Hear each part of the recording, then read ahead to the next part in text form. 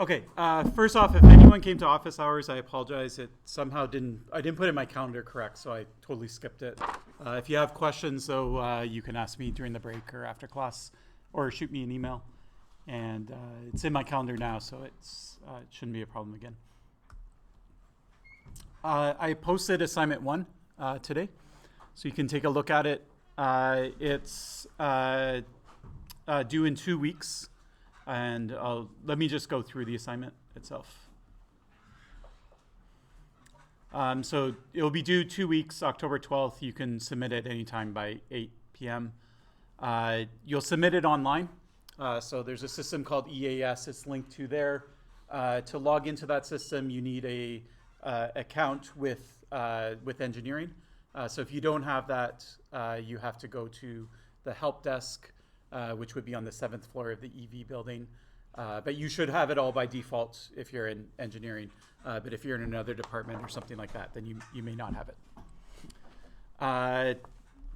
Yeah, so anyway, so you'll do it, make it a PDF, hand type it, please, no handwritten assignments, and upload it. And yeah, okay. The other thing I do is I let you, sometimes people have problems, they get sick or they have conflicts or other assignments and things like that. So what I'll do is I'll give you one slip day, or it's like a slip couple days or whatever. And you can either use it on this assignment or you can use it on assignment 2, your choice, okay? So if you use it on assignment 1, instead of it being due Wednesday at 8, it's due noon, which is 12 p.m., 12, like, yeah. I get confused. 12 p.m., like lunchtime on Friday. And it will be accepted without penalty. And if you don't use your slip day on assignment 1, then use it on assignment 2 because, you might as well. You don't have it otherwise, okay? You don't have to email me or ask permission to use it. Just hand it in. We'll keep the submissions open, so we'll accept them all the way to Friday. If you submit it by Wednesday by 8, then we'll let you submit late for assignment 2. And if we see that you submit late, then you will have to submit on time for assignment 2. So that's basically it. You can, if you want to make corrections to your assignments, you can just re-upload to EAS. If for any reason you cannot use EAS and, I don't know, it's not working or whatever, you can just email it to me. But I want it on EAS eventually because when the TAs mark it, you'll get your marks back through EAS. So just as a last resort, if you want to timestamp it to prove that you had it done by 8 p.m. or something like that, you could email it to me. But you eventually are going to have to figure out EAS and submit it. And every year, no one has a problem with it. So I'm making it sound like there might be a problem there, but I can't remember the last time someone had a problem with it. It just works. Okay. When you log in, it will say assignment 1. The very, very first person to log in, sometimes they say, oh, I don't see assignment 1. Just send me an email if that's you, because sometimes I don't configure it right or something like that. But I think it's configured right now anyways. Okay, any questions about the submission process? And then I'll talk about the assignment itself. It's clear? Okay. Okay, so the assignment is actually one I used last year as well. It went pretty well.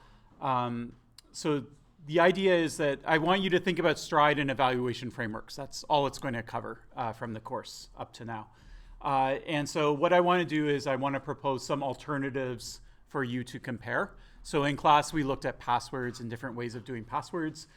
Topical, it's maybe not as topical now, but last year it was very topical, was this idea of having a COVID vaccine passport. Basically, you go to a restaurant, you're going to prove that you're vaccinated somehow. And how does that system work exactly, right? You maybe have a QR code and they scan it. Well, how did you get that QR code? How does the restaurant know that the government says that you were vaccinated, right? Are you assuming that people have an internet connection when they do it? Is it a system, are you assuming that the store that's doing the scanning has an internet connection so they can ping a server? So there's a lot of different permutations when you actually think about it and how the system might work, okay? So what I did is I give you 3 descriptions of how the system works. One is more or less how it actually worked in Quebec. It's kind of simplified, but basically you have this QR code. It's signed digitally by the government of Quebec. And when you go in, you also show a driver's license or some sort of photo ID. And so they're basically matching the photo to your face, the name to the name on the passport. They're scanning the passport. They're checking the signature on it. Okay. You can read the full description here, but I'm just sort of giving you a high level. Okay. Now, an alternative is, here you have to carry around a smartphone or whatever. You have these QR codes and things like that. The government already gives you a driver's license. What if they just printed your vaccine status on your driver's license or whatever your identity is? Then you could just show that and it would be a much simpler system, right? But it might be more expensive because you're printing new cards and things like that, okay? So that's just an alternative. You can think about it. Is it better? Is it worse? Well, it's probably better. It might be a simpler but more expensive system or something like that. And that's exactly what an evaluation framework is meant to show, right? Is that none of these systems are the best. It's just there's some trade-offs involved. Okay. The nice thing about this is, you can think about, do you need an internet connection? What if you're somewhere where they don't have one or something like that, right? And then there's another system that's basically supposed to be completely online. You don't need the driver's license at all. So it provides all the information just with the smartphone. Okay. So what you'll do is you'll compare basically the 3 of these systems using an evaluation framework, and you'll think about attacks on these systems using STRIDE. So the assignment itself is start with the Quebec system, go through each STRIDE category, so STRIDE, and then for each of them, so let's say that you're doing spoofing on the Quebec system, you basically want to say, okay, what are the attacks? First off, what does spoofing mean? Like, spoofing is a very general term. What are we talking? Like, who's being spoofed or what, right? So I'll just give it to you for the first one. So like, it's the person, right, that's being spoofed, right? Like an impersonation attack would be the type of thing. Like, your friend is vaccinated, has a passport. I'm not. I want to use their vaccine passport, so I'm going to do some sort of impersonation attack, right? Then you can say, and it might not be relevant. You might say, hey, there's no spoofing attack here, right? It has nothing to do with spoofing, right? So that's acceptable as well. So basically in a sentence, say whether it's actually a concern or not. If it is a concern, like what is the concern? And then say, what are the attacks and how does it do? Does it stop the attacks, or what mechanisms does it use to stop the attacks and things like that, okay? And I don't want an essay on each of these properties, okay? Or the TA can't mark them. So I want you to be like just a sentence about each of these questions. So like 4 or 5 sentences max for each of these, okay? So anyway, so you'll go through all 6 categories with the Quebec system. And then instead of having you go through all 6 again for the other 2 systems, we just pick one, which is spoofing, and you'll just talk about how they're different with regards to spoofing. So are they better or are they worse? Do they address the attacks differently or not? So you don't have to do it for all 6 properties, just for the one property. Or actually, sorry, I lied. You do have to do it for all 6, sorry. So yeah, so basically you'll go through STRIDE. You'll spend most of the time talking about the Quebec system. Then you'll talk just as a comparison, how does it compare in the other 2 systems? So it might be as simple as it doesn't change. It's exactly the same, or it might be it's different because of this. Yeah, and then you'll go through it again for the other 6 parts of STRIDE. Okay, questions about that first part? Okay. Then you'll do an evaluation framework. So for this, we want to compare these different systems, and we want to see how they're better or worse. So there are security concerns. There's digital signatures and making sure people are who they are. There's certainly privacy concerns, right? Does the government know every restaurant that you go into and things like that? And then there's going to be a bunch of deployability concerns, like, do you need internet connections? Is it expensive to use? You have to mail things out, like whatever you can think of. And there'll be some usability. And usability can be from the perspective of the person showing the passport, but it can also be from the perspective of the person in the restaurant, right? Their job is to run a restaurant. They don't want to mess around. They've never had to check IDs before. They don't, and now you're asking them to use this system. What does that entail for them? Okay. So your usability doesn't have to be on the user. It can also be on the merchant or whoever it is that's implementing the system. Okay. And so you'll come up with 6 security criteria, and you'll basically define it. You'll say, okay, a full dot means this, no dot means this. If you want a half dot, you can use a half dot. That's fine. And you can certainly, when you did Stride and you came up with these attacks, you can translate those attacks into properties as well. So there can be overlap between the two. Okay. Then you'll do 6 usability, 6 deployability criteria. Once again, it's the same thing. Just say what's a full dot, what's a no dot, and if you want, what's a half dot. And then instead of doing the whole chart, you just have to evaluate the Quebec system. Okay, so you'll have your 6 security properties, your 6 deployability properties, and your 6 usability properties. And for the Quebec system, you'll go through and say, I'm giving a full dot, I'm giving a half dot, or no dot on each criteria, and why. And once again, just like a sentence, right? Like your 3 sentences max to say why the system gets the full dot, the half dot, or no dot. Okay, so that's it. So the assignment isn't hard, like it's not a lot of work, but it is kind of a lot of thinking or kind of brainstorming. Like you have to come up with these criteria and things. So it's best to I encourage you to start early. If you start early and just work on it a little bit at a time, it should be a very easy assignment. If you don't leave yourself a lot of time, then under pressure in a rush, you might do a bad job. Okay. You are expected to work individually, right? So I don't want to see exact copies of it. Obviously some columns are pretty obvious, and many of you will define the same column, but I certainly don't want to see it defined exactly identical or like word for word, the description is exactly the same, or you and one other person happen to have, of all the 18 columns, you're all the same or something like that, right? So, I'm not going to go around and say, oh, there's a little bit of overlap here. You must have been cheating and collaborating together. Obviously, we can't tell that. But if there's a lot of similarity, or if it's similar down to like the word level, then that will be a problem. Okay, so it's supposed to be done individually. You can obviously discuss it at a high level with your colleagues. But the write-up and all of the definitions and things like that have to be done by yourself. And then there's some links. I think most of these work.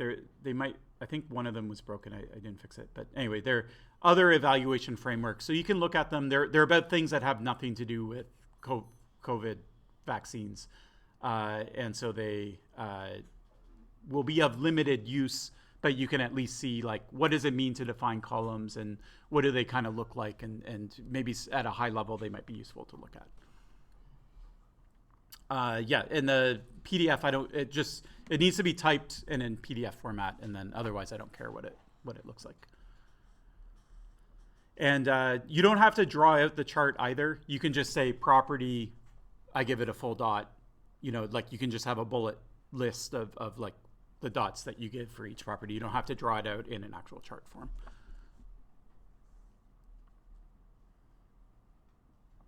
Okay, questions about this? Okay, so you have 2 weeks to do it.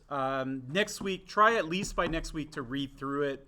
Make sure you understand the stuff. At the start of the class next week, I'll bring up the assignment again. Then you can ask me. You'll have a week to have thought about it, and you'll probably have more questions about it. And I'm around in office hours. The day that it's due, we will not have a class. So there's this weird thing, and I'll keep explaining it so that you don't show up. But basically, the short story is that classes that are on Monday have 2 holidays this term. Normally they just have 1. So they have a Thanksgiving holiday, and they have this special, we're having an election in Quebec, so there's an election holiday as well. And so what the university decided to do is, so that the Monday classes don't fall way behind the classes on the other days of the week, that they would scrap one Wednesday class, the one after Thanksgiving, and then if you have a class on Monday, you'll actually have it on that Wednesday. So that week you'll have a class You'll have your Monday class, and then you'll have your Monday class again on Wednesday. And if you have a Wednesday class, you won't have it at all. Okay. So, anyways, I'll mention it again like the week before, just to make sure you don't show up. But there won't be a class that day, so you won't be able to ask me in class any questions about it. So try and prepare your questions for next week. Okay. No questions. All right. Yes.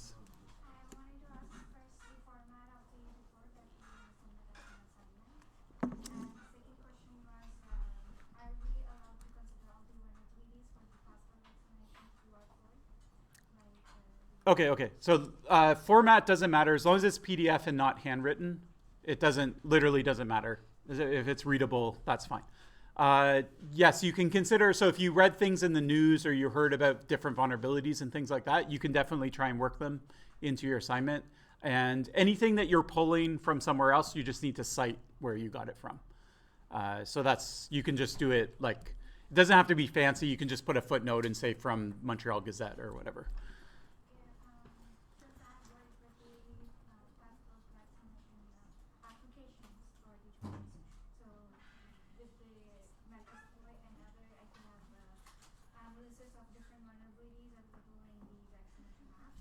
Okay, so yes and no. So when you do the security properties, first off, if those vulnerabilities fall into one of these, then yeah, that's definitely suitable. So like most vulnerabilities are escalation of privilege. That's the most common thing, or they're tampering. They might be other things, but yeah. So if there's a specific vulnerability that falls into one of these two categories, it could come into play there. When you come up with your columns, you could have a security column that tries to capture the application security. But usually these columns, they're not like really specific, like, oh, it's not vulnerable to this specific vulnerability or whatever, right? They tend to be more high level, right?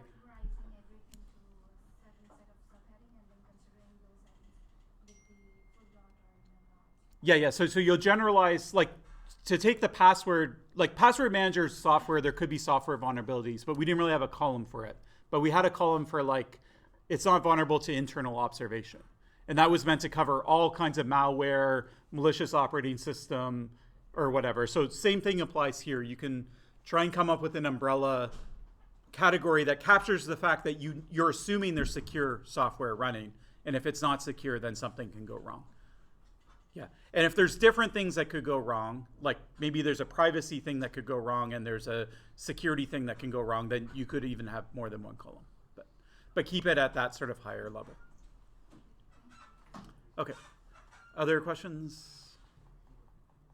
Okay, so give it a read, and we can certainly talk about it next week as well. Okay, so we'll jump back into the lecture.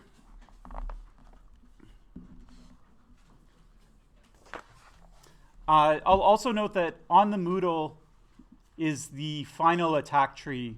So we haven't done much of it, but if you skip down to lecture 5, this is basically all the stuff that we're going to talk about. So what we talked about last class it's in a different order, but we said basically, well, let me just walk through the tree. Let's take some time and do it properly. So the goal is to observe traffic sent over HTTPS from a man-in-the-middle position. And we said there's 3 strategies. So you can try and break into the tunnel, which is equivalent to recovering some key. I'll talk about this sort of subtree this class, so just set that aside. You can recover traffic from external observation, meaning you can just look at what's going over the tunnel and you can maybe tell some stuff about it. And the last thing you can do is you can try and get the tunnel pointed at you. Okay, and so that's called subverting server authentication. And we'll spend part of today's class and all of next class talking about, most of the attacks are actually in this category, as you can sort of sense. Okay, but in this little subtree, what we saw is that you can, it doesn't hide the domain that's being visited. So even if people are using HTTPS, you know what websites they're going to. You just don't know what exactly they're doing on those websites. So that in and of itself is useful. Maybe I didn't quite phrase it right, but you could we talked about mixed content. So mixed content is when you pull down some of the resources in a website over HTTPS and then some resources that aren't. And this attack doesn't really work. It's more of a threat as opposed to an attack because it doesn't work anymore. But in the world where we didn't block JavaScript, if I was able to see that a website was weaving in some JavaScript that was not protected, then I could change that JavaScript. And then once I change it, then I can completely control the website. So I could change the content of the website, I could rewrite it, or if I'm more of a passive adversary, I could just put in like a logger and just sit there and listen, like what's the user doing, what are they typing, what are they clicking on, that kind of thing, and just pull that information back, okay? So this attack's no longer possible because we block active content, JavaScript and other things when we mix content. But anyways, it would be possible. Then we can say, well, websites have kind of a unique fingerprint. If they're public, I can go visit all the potential websites, like which Wikipedia article are you looking at? I know you're going to Wikipedia because I can see that. I don't know what article you're looking at, but if I can go to all the articles on Wikipedia and look at exactly how many images they have, what size are all of the images, and what font files and style files and JavaScript files, and how many of these resources are there, what size are they, what order do they come down, it basically creates a unique fingerprint for that website. So even though it's all encrypted, encryption doesn't hide the size of the things that you're downloading, right? So if I'm downloading 20 images and they have all these sizes, I throw encryption on there. Now I'm downloading 20 ciphertexts, so you don't know what they are, but they're all the same size and there's still 20 of them. And so you can sort of quickly infer which website I'm looking at, okay? Now this only works on public websites, so the adversary has to go there first and they have to build the fingerprint and then match what you're doing against the fingerprint. There are some things that complicate it, like if I cache the images, like I've been to the website before, or some of the images are the same across, like the Wikipedia logo's on all of them, so I'm not asking for that image the second time I look at an article because I already have it on my computer, then that can mess the fingerprint up. So it's not an exact science, but what people do is they use machine learning, which is pretty general, and the success rate is like upward of 80-90% for fingerprinting attacks. So it's a pretty significant threat. And there's not much you can do about it either, right? Like you could pad out the length of everything so it's all the same length, but then that would be a huge efficiency loss. And so, yeah. And then the other thing you can do, we mentioned, is even if you can't break it today, you could just store it. And then maybe in 10 years, 20 years, you'll be able to break it. And then you can go back and you can try and decrypt it all. Okay, so that's this general strategy.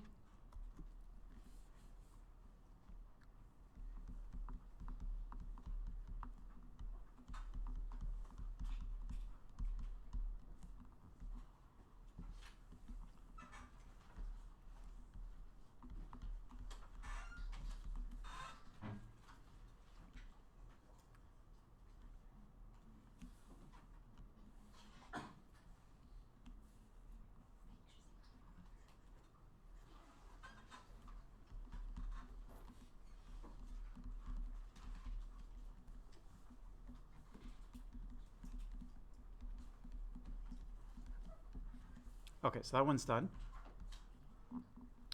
Then we can break into the tunnel.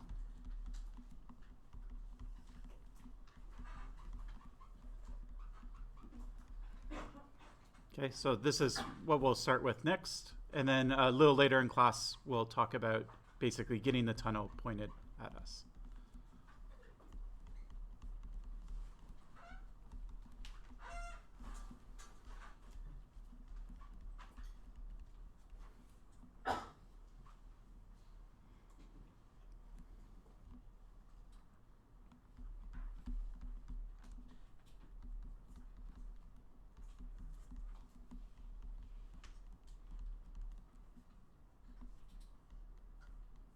Okay, so break into the tunnel. So what we want to do is we want to, we see a bunch of traffic going back and forth. It's encrypted.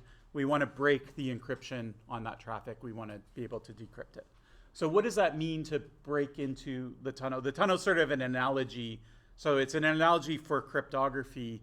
And generally, if you want to break cryptography, there's either going to be a weakness in the algorithm, so you could certainly exploit that, or you could recover the keys that are used in the crypto algorithm, okay?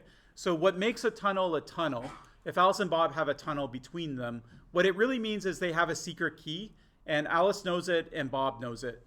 And once that's true, and the adversary does not know it, okay? The adversary can listen, but they're going to use this key that they both know, and since the adversary doesn't know it, they're not going to be able to do anything.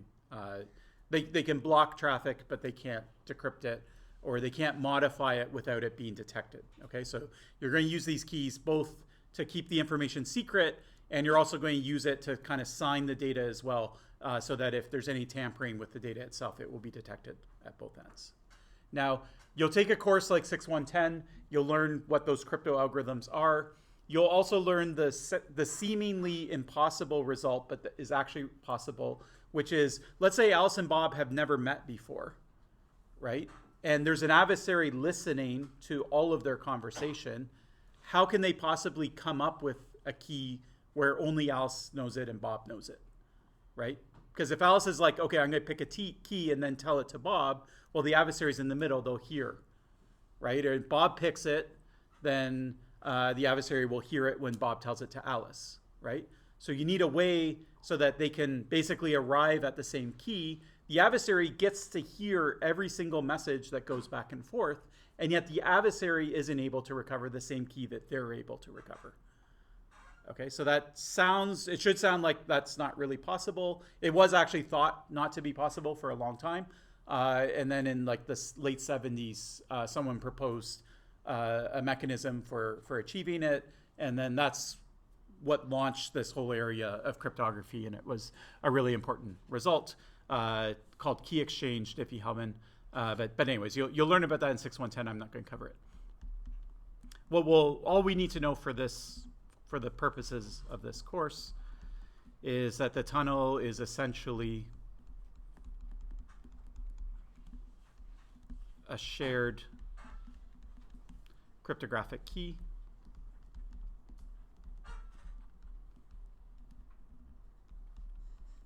And by cryptographic, all I mean, it's like a password. It's just a bunch of random numbers, letters, however you want to think about it. It's just a random string. It's the same as a password. The only difference is that it's a bit bigger than a password. You probably can't memorize it. So it's the kind of thing that you would store on your computer as opposed to memorizing it. But other than that, it's just basically like a password or some secret. There's no like nothing else that's special about it besides that.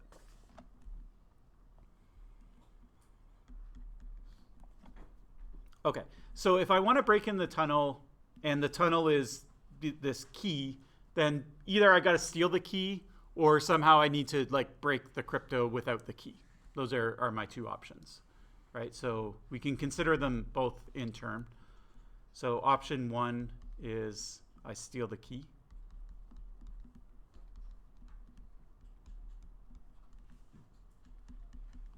And option two is I break the encryption. I'll just call it encryption. It's technically authenticated encryption. But, I'll break the encryption without the key.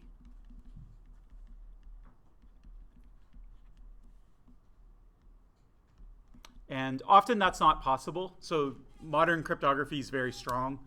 There's not any ways that are known to just completely break decryption. Like you see ciphertext and you just decrypt it and you don't know the key. That's not possible.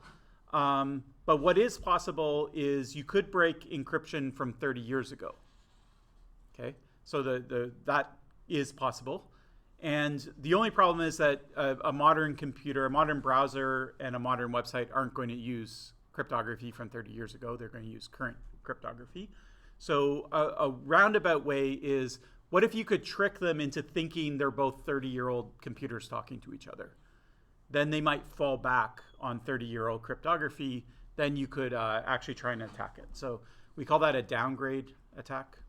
So you're in the middle, and you're going to try and trick both parties or into thinking that they have to use some old cryptography.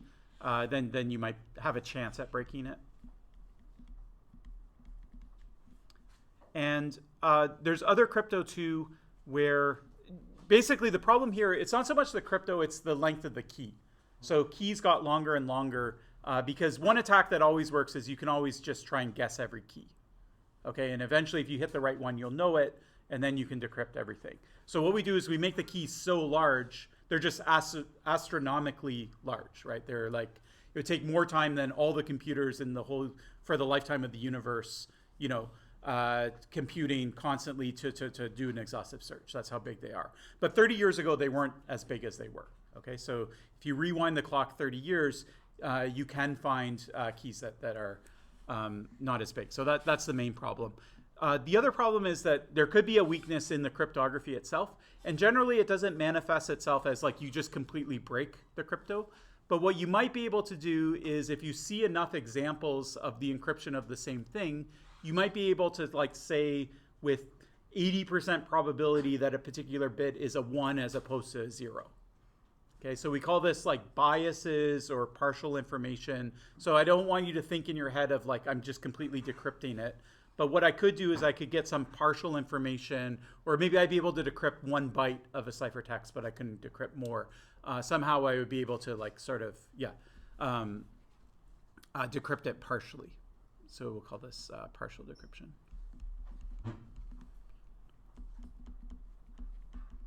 And once again, this is possible on old crypto. So modern crypto, we don't know how to do it, but maybe in 30 years, another 30 years, people will know how to do it on the crypto that we're using today.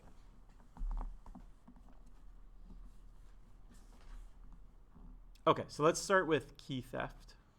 So that's option 1, steal the key.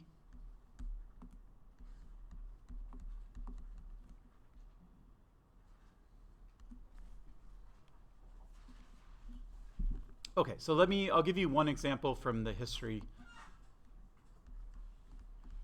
of SSL or HTTPS. So there was an attack, it was called Heartbleed.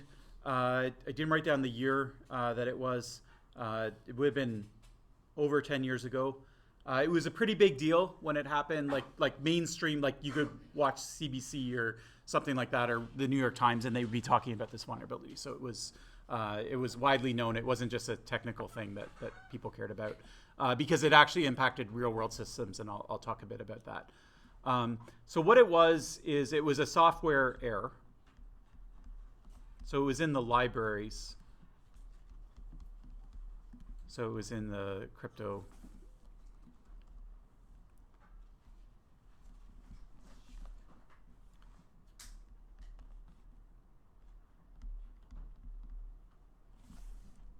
So there's a library called OpenSSL. So it was in OpenSSL, which is a library.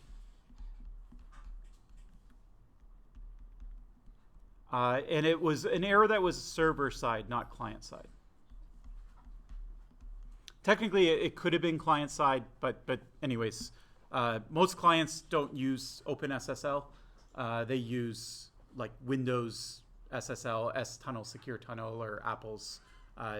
Or I guess S-Tunnel is Apple, and I forget what Windows call them. But anyways, OpenSSL you might use. So it's an open source library, as the name implies. So you tend to use it with open source software. So if you're running Linux, then maybe you have OpenSSL. But if you're running Linux, you probably run Firefox, and then Firefox has its own SSL library. They made it themselves. So anyways, it turned out a lot of clients weren't running SSL anyways, and then the particular part of the protocol or of the library that had the error wasn't usually something that you would have turned on as a client. So it was more or less a server-side error. It would work on, so basically it would work on servers that were running open source operating systems. The most common is Apache.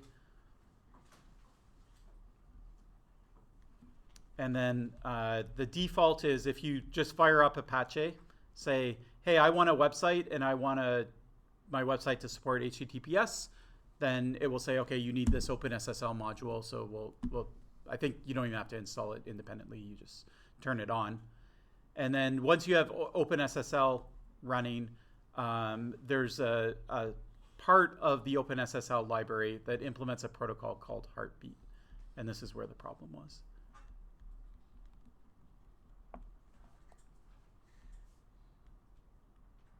So Heartbeat was turned on by default. So if you just said, give me the default implementation of OpenSSL, it would be there, it would be on, running.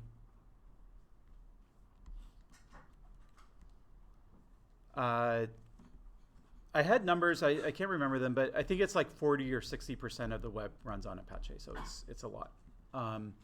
Anyways, okay, so Heartbeat turned on by default. It basically is never used.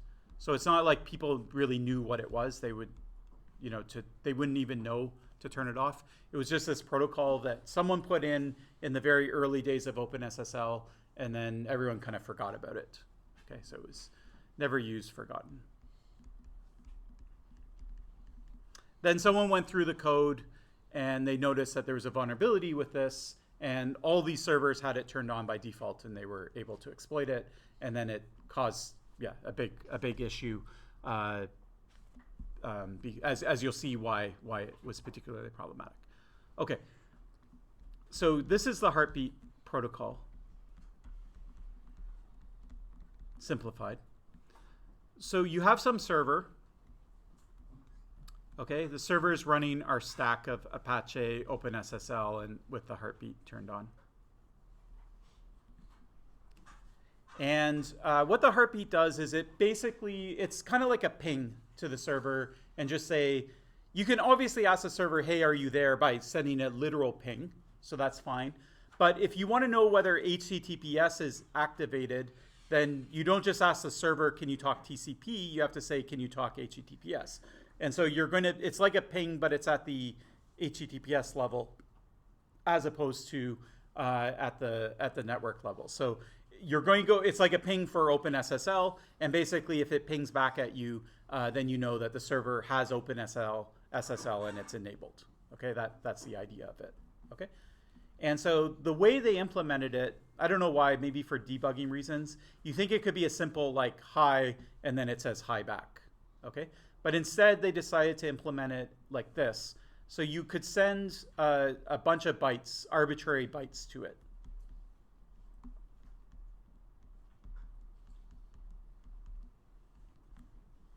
And you could say, I want you to echo it back to me. Okay, and so it would echo back. And they decided that for whatever reason, you might want to truncate the number of bytes. So you might want to send it like, I don't know, 64 bytes, and then just have the first 2 bytes sent back or something like that. Okay, so you could say, okay, echo 3 bytes back. So then what the server would do is it would say, okay, I'll send back ABC.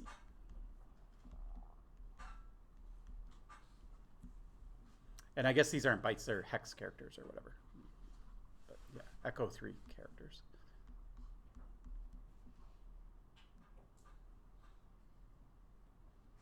Okay. So that's basically it. That's the Heartbeat protocol. All right. And what you could do is the only kind of degrees of freedom that you have with this algorithm is you can certainly change this string, so you can make this anything you want. So maybe there's some vulnerability there. Maybe you could put code in instead, and then it would interpret it as code instead of data. That's the nature of some bugs. A lot of bugs is like later we'll see cross-site scripting. So you're going to post something to social media and you're going to put JavaScript in, and then when you hit enter and it's posted, then when browsers come to read your post, they'll interpret the JavaScript as code as opposed to reading it. So that's a normal kind of bug. And then the other thing you can control is the number of characters that you want echoed back. Okay, so instead of 3, maybe I want all 6 characters echoed back. That's fine. And then you might ask yourself, well, what if the user says, here's A, B, C, D, E, F. I want you to echo back the first 10 characters of that. Okay, what will happen? Okay, so maybe it would repeat the first characters. Now think like a computer, not like a human. Okay, if I give you a string, you're going to put it in memory, and then I say give me 10 characters. You're going to say, well, where is it in memory? It starts here. Grab the first character, grab the second character, grab the sixth character, and then when I go to grab the seventh character, what am I going to grab? The next thing that's in memory, right? I'm not going to know, oh, that string ended, it terminated. I should throw an error. I mean, it should do that. It should do some error checking. And so that's exactly what happened. So it was a pretty simple bug. You basically sent it a short string, and then you said, give me 64 kilobytes of this string back to me.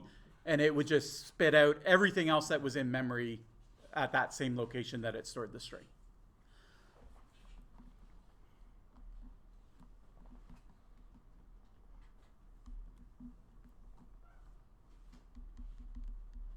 So the vulnerability is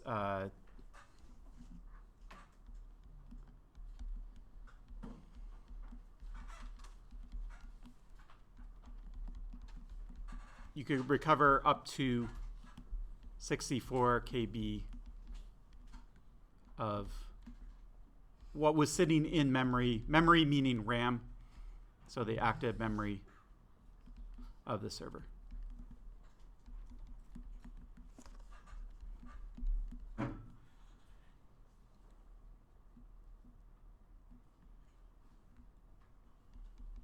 Okay, is that a big deal or not? What kind of things would be sitting in RAM on a server?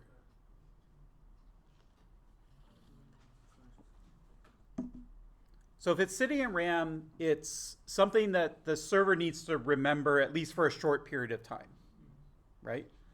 And so it could be some user submitted input, right? So for example, let's say it's a website and it collects information. Let's say it's like EAS, you have to upload a PDF, right? You're going to upload that PDF. Maybe it needs to check, is it proper PDF or whatever. So that would be sitting in RAM. So if I come along after and I run Heartbeat on it and ask for it, then I'll get the PDF that you just uploaded to it. It could be things like, let's just go through. So data from other users.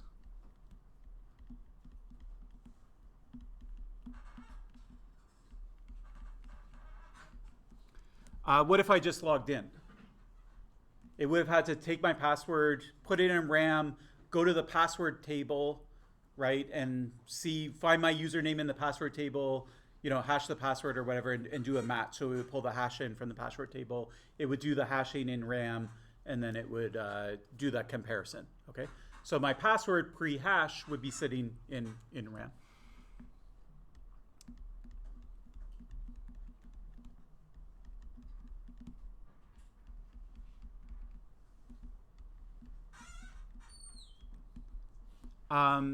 There's similar to this, any other kind of information that's like that establishes a session. So it could be a crypto key for a TLS session. So let's say that someone else is using HTTPS. The key that the server and the client agree on, their secret key, that's got to be sitting in RAM because they're doing the job of encrypting and decrypting everything. So HTTPS keys, which is why it's in the tree.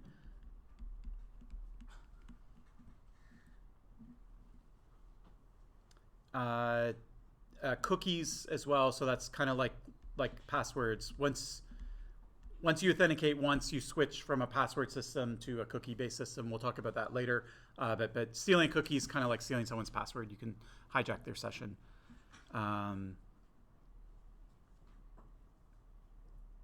Okay, so anyways. Now, the last thing about it is these keys are what we call session keys. So when Alice connects to the server, they do this cryptographic handshake or whatever, and they both arrive at a key, and that's what they're going to use to encrypt all their information back and forth. Now, let's say there's 100 users connected to the same website. The website's going to have 100 different keys for each user. Okay, so everyone's session, so we call that a session. So a session is between one user and the server, and every session has its own key. Okay, so when I say HTTPS keys here, I mean session keys. Now, in order to get a session key, a server has to have a long-term key. So they have a long-term key, and they use it just when you basically say, hey, I want to have a session with you, they're going to take their long-term key, they're going to do some crypto with it, and then they're going to spit out, the algorithm will spit out a session key. And then once you have the session key, you never have to look at the long-term key again. Okay? So you only bring it in when you need to, when you start up. Okay? And so what people speculated is, these long-term keys, it's basically the very first thing that's loaded into memory when you fire up your server for the first time, because you need it right away. You can't do any SSL until you have that key. It's the very first thing that you need. Okay, so that means it gets loaded first.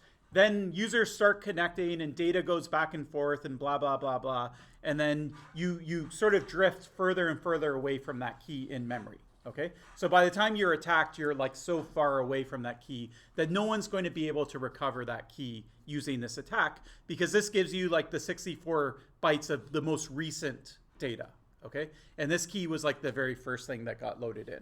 So people said, in principle, yeah, you could steal the long-term key, but in practice, it's never going to work because the RAM's too full of other stuff that you'll never be able to do it. And one of the big software security companies, I forget which one it was, yeah, they actually wrote a blog post where they basically said that.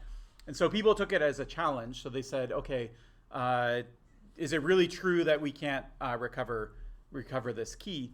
And so what someone figured out is if we can force the server to reboot, then all the RAM's going to get cleared, right? Then it's going to reboot. That key's going to get loaded in. And then if we can be like the first person to hit it right after a reboot, then we will be able to get the long-term key. So that's what they did. So they found another vulnerability that had nothing to do with Heartbleed, but just a vulnerability that would force a reboot of the server. And then they were able to combine that with Heartbleed, and then they could get the long-term key. And once you get the long-term key, I mean, we'll see what these keys are used for in a little bit, but you basically own that domain. I mean, you can impersonate that domain with it as well.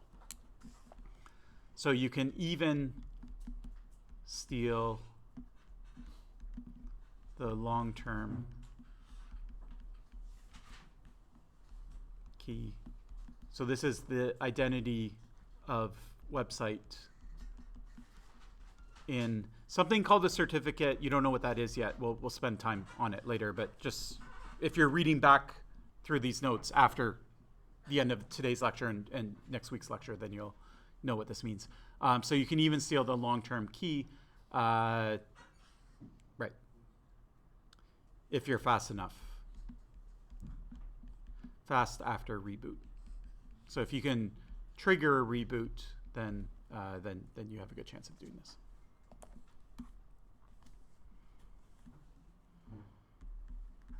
Okay, here's some other crypto attacks. Because I'm not assuming you've taken a crypto course, I'm going to just give you the high-level intuition for how they work. So this is key theft number 1.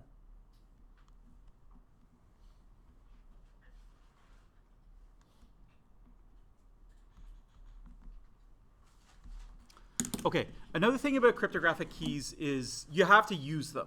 Okay, so you have this key, it's sitting in memory, you're actually using it. It's not just something that's sitting there and you never look at, right? You're using it. So every time you want to decrypt traffic, you're taking the ciphertext, you're taking your key, and you're applying your key to decrypt it, right? Every time you want to encrypt, same thing. If you want to sign something, it's the same thing, okay?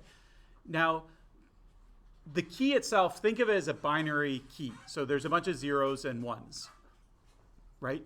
Now, let's say that when you're decrypting it, you're sort of processing the key bit by bit. So you take the first bit of the key, you do some work, then you take the next bit of the key, you do some work. It doesn't quite work like that, but just think of it as an analogy, okay?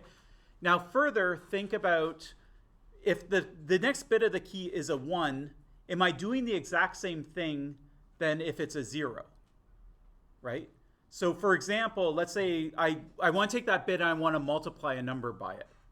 If I multiply something by 1, it's the same thing, right? So as soon as I see the key bit is 1, I can just skip over and go to the next step. I don't have to do anything with the key. If it's a 0, I have to overwrite. So something multiplied by 0 is 0, so I have to overwrite that data with all zeros. Okay? So once again, crypto doesn't work exactly this way. It's an analogy. But the point is that when I pull a bit of the key and it's a 1, I can be very quick. I don't have to do anything. Okay, so it doesn't take me a lot of time to do that next little step. And when I pull a 0 out of the key, then I have to do more work. Okay? So if your crypto implementation is designed in such a way that the amount of time it takes to do an operation, it depends on what the bits of the key are. So different keys, whether they're zeros or ones, would result in slightly different times. And all of this would be very minuscule. Like you wouldn't feel it as a user, right? Like it doesn't matter. But if you were able to measure it and measure it precisely, and you were able to build up enough samples, like say I opened 10,000 connections to the website and I had 10,000, samples to sample from, I could start to maybe see some deviance in the amount of time it takes for these operations to take place. Okay, and so some algorithms are more mathematical, and so actually the bits of the key, not really at the bit level, but the structure of the key actually has a big influence over how fast you run it. Okay, so RSA is an example where these attacks, you can actually measure it. Like if I'm on the network, I can tell by the amount of time it's taking you to sign something, I can eventually recover your key just by looking at how long it takes. Okay, so we call this side channel analysis because it's not assumed, like the math proofs that cryptography is secure, they don't assume anything about how they're run in real life. And specifically, it's what we call a timing attack.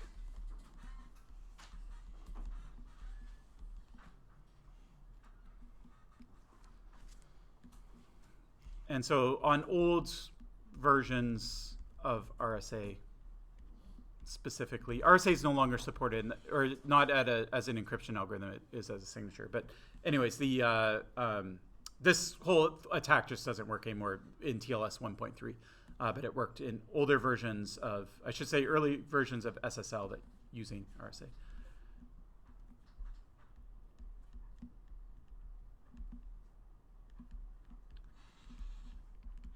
And it's really older versions of implementations because it's in the software itself.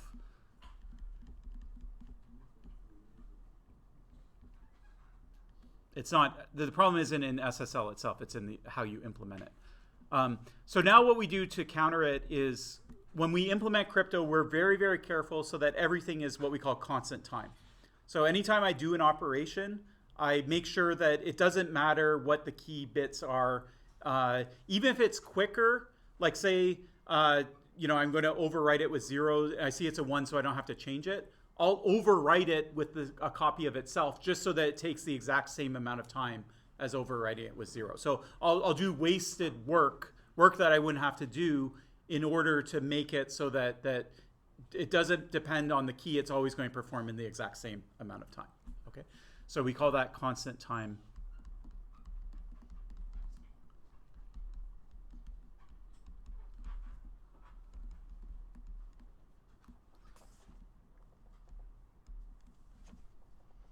Okay, and side channel is generally, it's a pretty devastating attack. It works on a lot of different systems. Timing is one component.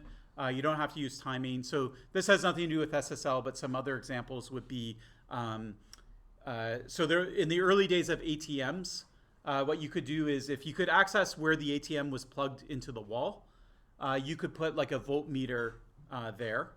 And you could take very sensitive measurements of how much amperage and voltage and power it's drawing out of the wall. And when someone put their pin in, if they press the key 1, it would draw a certain amount of power. But if they press the key 2, it would withdraw just a slightly different amount of power. Okay, because the resistance isn't exactly quite the same, and it's sort of a physical thing, and there's contact. I don't know all the reasons. I have a degree in electrical engineering, but I forget it all. But anyway, whatever. And so you could actually read someone's pin by looking at the power consumption. Like think of like a voltage graph, and you could read their pin out by looking at this very sensitively. There were some voting machines that were used in the Netherlands. Same idea. You would vote, you would press a button. In this case, it would emit like kind of a radio frequency, like a really high pitched frequency that you can't hear, but if you had a radio transmitter, you could hear it. And so every time someone pressed the key, it would emit this sound, and the frequency of the sound would be different if you press the first button or the second button. They were all slightly different. So you could actually stand outside the building where voting was going on with like a radio, special radio, and you could tell how people were voting based on like what buttons they were pressing. So that's called EMI radiation, electromagnetic interference. So you have timing, power, EMI. You can even do it acoustically. So Adi Shamir, who's the S in RSA, I once saw him give a talk, and he's like, yeah, we had this old computer and we were doing some encryption on it. And I noticed, like, you know how like old computers maybe you don't remember, but they would like kind of crackle. I don't know. Anyways, you had an old desktop computer. It was always making these like kind of crackly sounds. It's not like laptops today that are basically silent. And so he got curious about like why, like, I don't know why it's crackling, but like it has something to do with the computation that's being done. If you ask it to do a lot of hard computation, it crackles a lot. And so his idea was just to record the sound of it and then ask it to encrypt with a bunch of different keys. And then you could actually read the key out of like the sounds that it was making. There's also attacks with keyboards as well. So if you want to, like, you can do a keystroke logger, which is usually a hardware device or some sort of malware to tell what keys people are pressing. You can also do it with a sensitive microphone. So like every key that you hit makes a slightly different sound. And so especially if I can sit at your keyboard first, fingerprint what your keyboard sounds, like press each key 10 times, build a fingerprint, and then have a microphone sitting, by you as you're typing, I can determine how you're what you're typing into your keyboard just by the sound of it. Okay, so all of this falls under side channel analysis, and so it's like a tough kind of problem in generally in security, but yeah.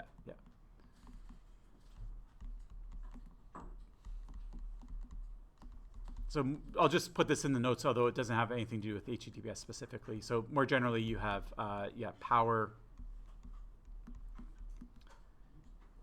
EMI. So power would be like the ATM example. EMI would be the voting machine, which are called DREs. Acoustic.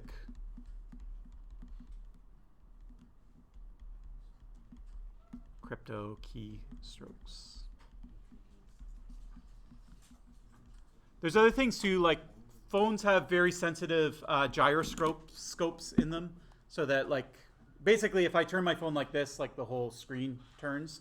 And so in order to do that, you have a gyroscope, but it's way more sensitive than just like doing this. It actually knows every single orientation. Sometimes with augmented reality, you know how you look through the camera on your phone and it's going to put like an image, and then if you tilt it a bit, the image sort of stays in the same place. That's all because you have a sensitive gyroscope. So if you're typing, you're actually kind of rotating your phone slightly. If I'm typing a key that's over on the right side of the phone, I'm turning it a bit this and more to the left here. And so you can also do this as well. You can basically, if I have software running and it's running alongside you typing, you're not using my software, you're using another application, but I'm running in the background and I have access to the gyroscope because you granted me that permission when you installed my app, right? Then I could actually do a keystroke logger, especially for something like a PIN where you type it in 10 times a day or 100 times a day.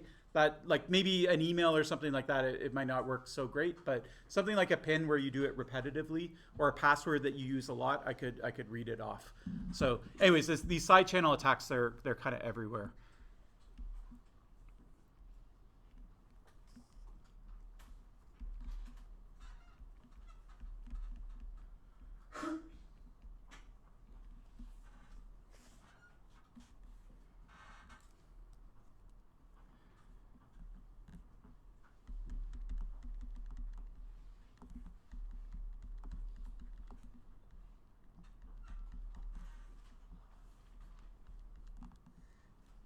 Okay, I can do a downgrade attack, which I mentioned.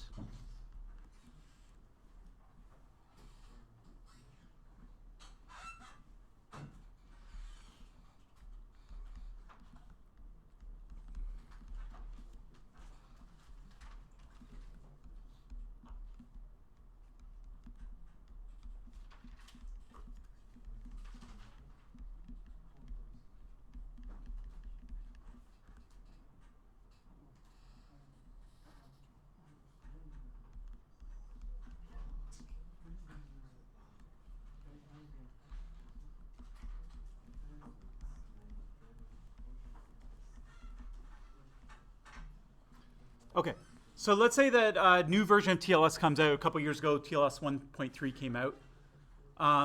In order for someone to use TLS 1.3, what you need is you need both the user to support it and the web server needs to support it both. Okay, and both of those require an upgrade. So if you have a user that's still running some Windows 95 computer and they've never upgraded it or whatever, they just don't have TLS 1.3 and they'll never have it, right? And similarly, you might have websites and they're not updating as often as you want, and so they're not supporting the latest versions, okay?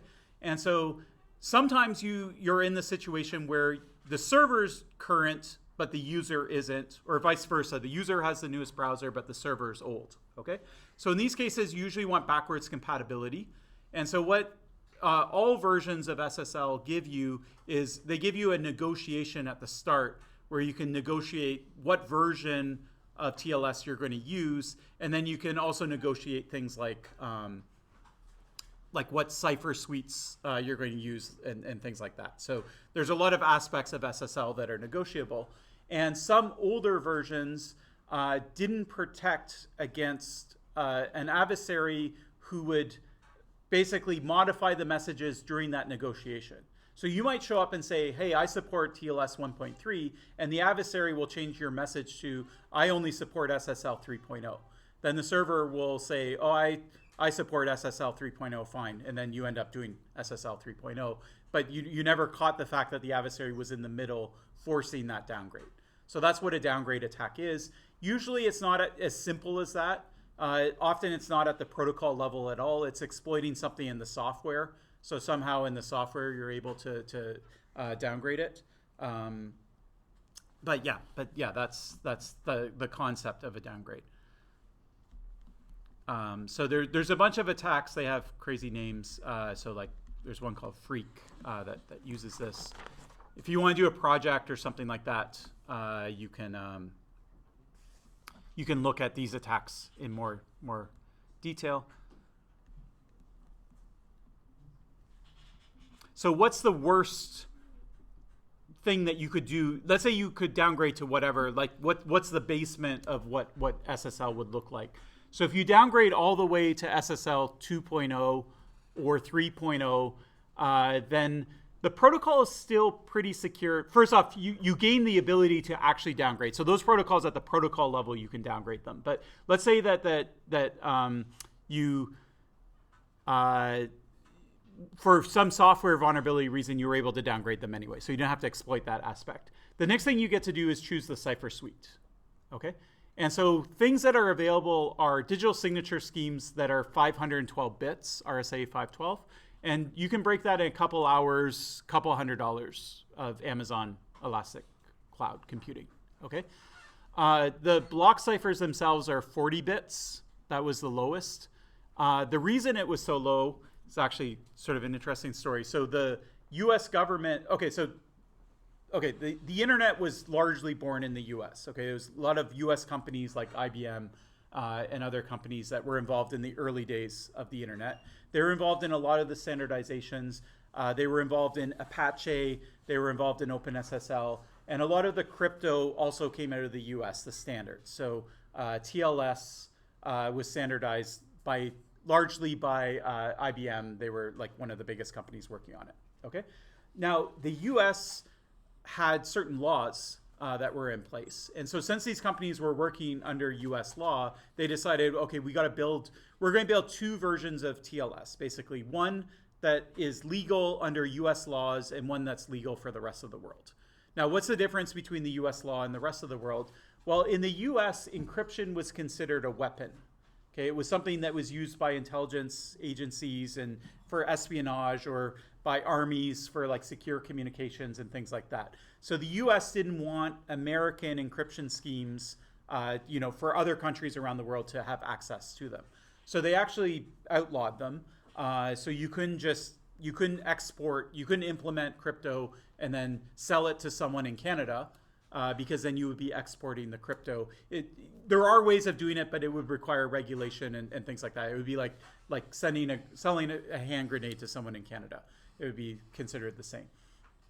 So what these companies did is when they implemented it, like I say, they had two versions, okay? And the main restriction was on the key length. So they said 40 bits is fine. Everyone in the world can use 40 bits, probably because they could crack 40 bits or they didn't consider it a big impediment, okay? But anything more than 40 bits, you're not allowed to export. So what Netscape did is they were one of the early browsers. They had the export version of Netscape that had strong crypto. They had the weak version that just had 40 bits. And when they went to sell it, I don't know, somehow things got confused. And so they basically ended up just giving everyone the US version. So everyone in the world only had 40 bits, even though the people outside the US technically could have stronger encryption. They ended up just selling the version that had 40 bits or distributing it. I think it was free at the time. And so that was like the only version at the time. So 40 bits was actually in wide circulation and lots of people used it for many years. Then in the 90s, the President Clinton of the United States changed the laws and there was some lawsuits and things like that. A lot of crypto people were involved and they got the laws changed and then all of a sudden you could do strong cryptography and then everyone switched, but you only switch if you updated, right? So only if the server updates and the client updates, then you could switch to the stronger crypto. But then if the adversary's in the middle saying, oh, I don't support the latest version, then they could downgrade you. So then they had to change the protocol to prevent these downgrade attacks. And then eventually in like kind of TLS 1.0-ish, I forget the exact chronology, all these issues were more or less fixed. So you couldn't do downgrades, you couldn't, there was no support for these ciphers, or if there was, you would have to negotiate it on both ends. And then the problem kind of went away. And then with Freak, what they found is that actually a lot of these libraries, they still support these old export versions of crypto. And if you can exploit the library, you could actually get a server client to use this crypto. And so that it was sort of a stack of a bunch of different vulnerabilities where they were able to completely downgrade you way back to that. So anyway, so the downgrade, it's not just backwards compatibility to like kind of weaker algorithms, it's backwards compatibility to algorithms that are so weak that you can break them, kind of thing.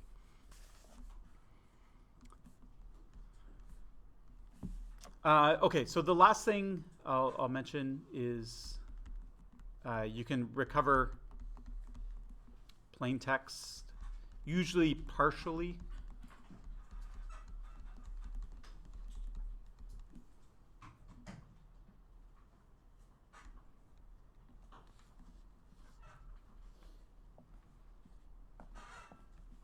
Okay, so this attack, I'll describe one. So it's called crime.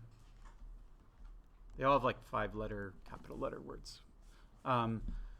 It's actually a combination of crime and something earlier called beast. And it's kind of a side channel. Beast is absolutely a break of the crypto itself. Crime is sort of taking some of the techniques out of Beast and combining it with what's kind of a side channel and breaking it. But anyways, I'll show it to you.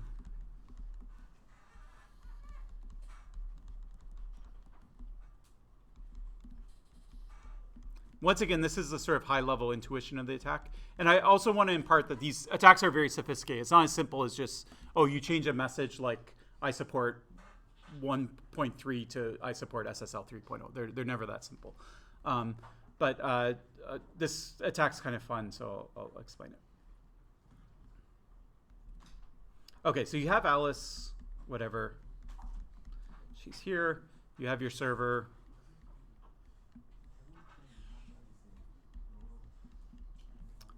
And we're going to assume that they've already established HTTPS. Okay, so we're not going to try and downgrade them or anything like that. They've done their handshake. They both have their session keys. Notice this isn't a key theft attack anymore. This is like, what can we do if we can't get the key? So we're going to assume that HTTPS is fine. You know, like they're talking over HTTPS. There's no problem with that setup itself. Okay, now this attack is a little weird. So it's not going to work on every website, but it would work on a couple websites if it was engineered right. what I'm going to assume is that Alice is at a website.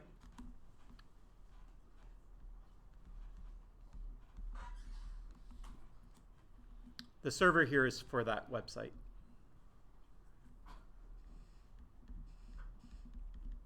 But the website that she's on is mixed content, it's content that's weaved in from multiple resources. In this case, the content can come over HTTPS. That's not the problem. But what we're going to assume is that she has some like ad, maybe the website has an ad library and they sell out ads. And so the adversary is allowed to put an ad on this website and it has some JavaScript in it, okay? So the adversary controls some component of the website that's running JavaScript. And if it's in a frame, that's okay. You don't know what frames are. We'll talk about them much later in the course. But basically, it can't break out of the little box that you give it. So it's not like it's going to rewrite the website or do keystroke logging or anything like that on the website. Like it's nice and contained, everything's secure. But the one thing it can do is it can open up any connection that it wants, okay? So the ad could be like, the ad itself could be like, okay, I want you to grab this image from this website, and I want you to grab the music from this website, and then I'm going to put it together, and that's what the advertisement is, okay? So you're allowed to basically pull in arbitrary resources. Okay, so what's going to happen is, what Alice is going to do is, with her JavaScript, is she's going to start pinging the server and asking for stuff. It doesn't really matter what she asks for. Say it's a picture. She's going to keep asking for the same picture with her little JavaScript here from the website itself. And you don't even have to attack the same website as that Alice is visiting. You could actually be attacking some totally different website. But let's leave that detail aside. So what she's going to do is she's going to start pinging the website and asking for resources. So the packet looks like this. There's a request. And then if this is a website that Alice is logged into, she put her password in, how do we know whether someone's logged into a website? Like say I go to Gmail, I put in my username, password, I hit enter, now I'm logged into my inbox, I click the first link, which is the first message in my inbox. Gmail doesn't say, oh, are you the same person? Like put your username and password in again, right? Somehow it asks me once and then it doesn't have to ask me a second, third time. There's a million people that are on Gmail, maybe a bunch from my IP address. I'm at Concordia, there's 5 of us in the room that are all on Gmail. So it's not looking at my IP address. Like how does it know I'm the same person? There's one word I'm looking for, I haven't heard it yet. Okay, cookies is the one I was looking for. Okay, so a cookie is basically, it is a session ID. So a session ID is a specific kind of cookie. But it's basically a random number that's assigned to me from the server. And if you can steal my cookie, then you can put it in front of your request to Gmail and it'll be as if you're logged in as me, okay? So if you steal my cookie, it's kind of like stealing my password, okay? It's not quite as strong because eventually the server will stop ignoring that cookie. Like they eventually expire, whereas your password won't necessarily expire. But it's more or less the same as stealing it. So what we want to do is, because this attack will only let us do partial decryption, what we want to do is we want to steal something that's small but valuable, okay? So the target of this attack is a cookie, but you could target anything else if you knew where it was. Okay, but we're going to target the cookie in this request. Okay, and okay, now the cookie itself, we're actually going to spend a lot of time later in the course talking about how it works. But the most important thing to know is that it's stored by your browser, and the browser is the one that puts it on the end of this, or at the start of this request. Okay, so the adversary's JavaScript is just like, okay, here's the request that I want you to send. It hands it to the browser. The browser says, this request is going to Gmail. Do I have any cookies for Gmail? It goes through its cookie jar, finds all the Gmail cookies, it sticks them on the front. Then it does the encryption and sends it all off to Gmail, okay? So the cookie, you never see the cookie. The adversary doesn't see the cookie, okay? The cookie's put on after. The adversary can see the request. They can basically They can put whatever they want in the request. So the adversary controls this, okay, but they have no control over the cookie itself. They don't see it or anything like that, okay? Now, let's say that the adversary is also listening on the wire, okay? So they're both running JavaScript, so they're generating these requests, and they're listening on the wire. Then what they do is they get to choose what goes into request. They don't know what goes into cookie. The whole thing is encrypted, and then because they're on the wire, they get to see its ciphertext. Okay, so they get to see it in encrypted format, which means that they know the length of this whole thing. Okay, so they know the request that they asked for. They don't know what the cookie is, but they do know the length of the whole thing.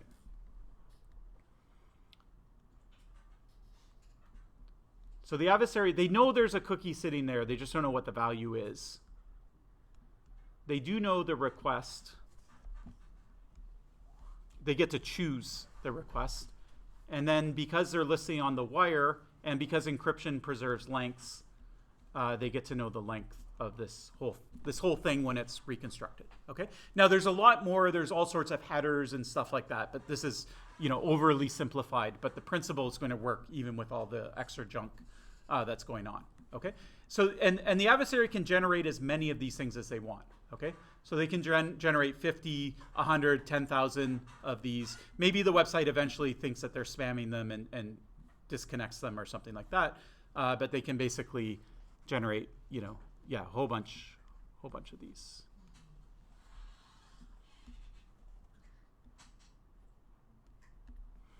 Okay. Now, the final piece of this is for some protocols, this actually doesn't work on HTTPS itself, but it works on a variant of HTTPS. So HTTPS does no compression. But people have been experimenting with replacements. And so one of them is called speeds, and there's a couple other ones, and they do compression. So what compression means is you're going to look at the data and you're going to try and squeeze it. Okay, so if it's text, like English text, that can usually get squeezed a lot. If it's a cookie is just a random value. It's like a key or a password. You can't really squeeze it anymore. So the main thing about compression is that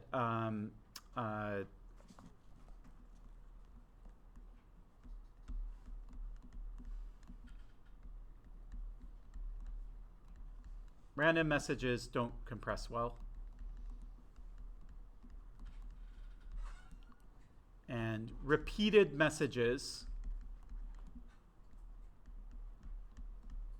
or redundant, if there's redundancy, these compress well. So let's say I want to send a message to you and it's the capital A, repeated 10 million times.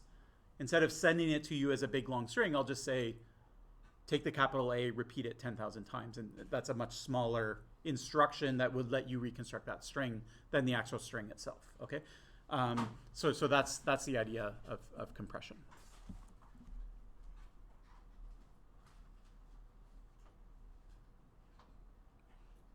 Okay, so what I'm going to do is I'm going to try and okay, so what we're going to assume is that this is what we see. It first goes through compression by the browser.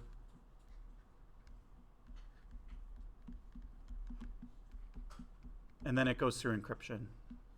And then it's sent off to the server. Okay, so the browser's doing compression and then it's doing encryption. Okay.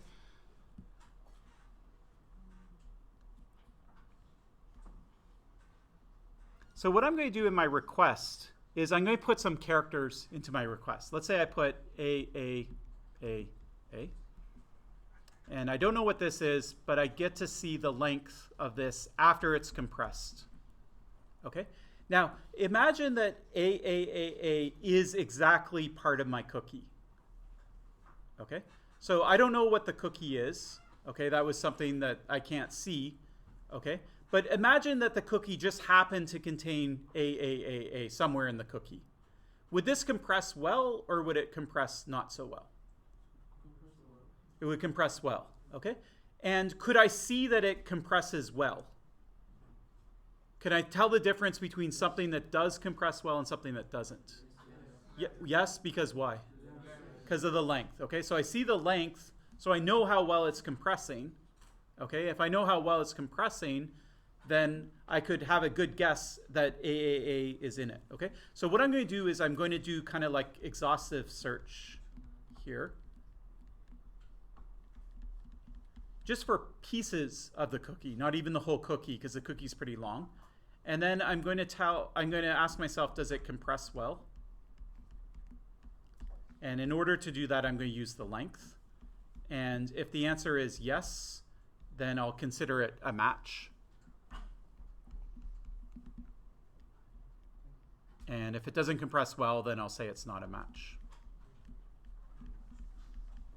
And this isn't going to be like, I'm going to pull the characters out, like a 10-character cookie, I'm just going to do 10 tries and I'll just rip the cookie out. It's like I'm going to do it 10,000 times and I'm going to take some statistical differences and I have some normal curves and I'm looking at them or whatever. Like it's a little more complicated than this. But basically, if I could repeat this experiment enough times, I can tell the difference between a packet where my guess is inside the cookie and a packet where my guess is completely different.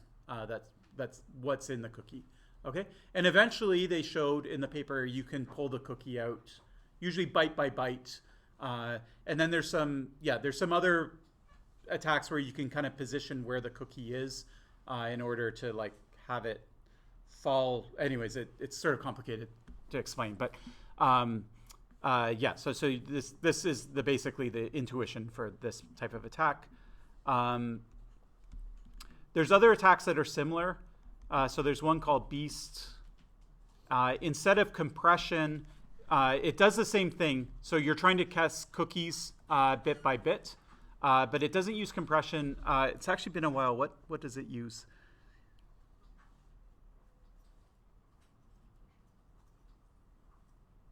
Can't remember. I'll maybe put in the notes later. There's one called Lucky 13. And Lucky 13 uses a vulnerability in the padding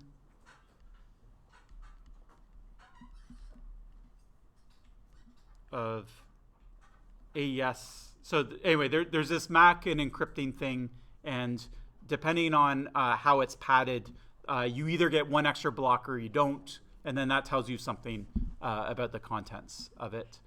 Oh yeah, Beast was using the fact that the encryption was just CPA secure, not CCA secure. So it was malleable. So these words don't mean anything. I'm not going to test you on them, but just later when you take the crypto course, if you're curious, you can come back and look at these words, and then you might understand more about these attacks. Or if you want to do a project or something on them. So there was Lucky 13. There was one that was just called RC4 biases. I don't think it had a fancy name.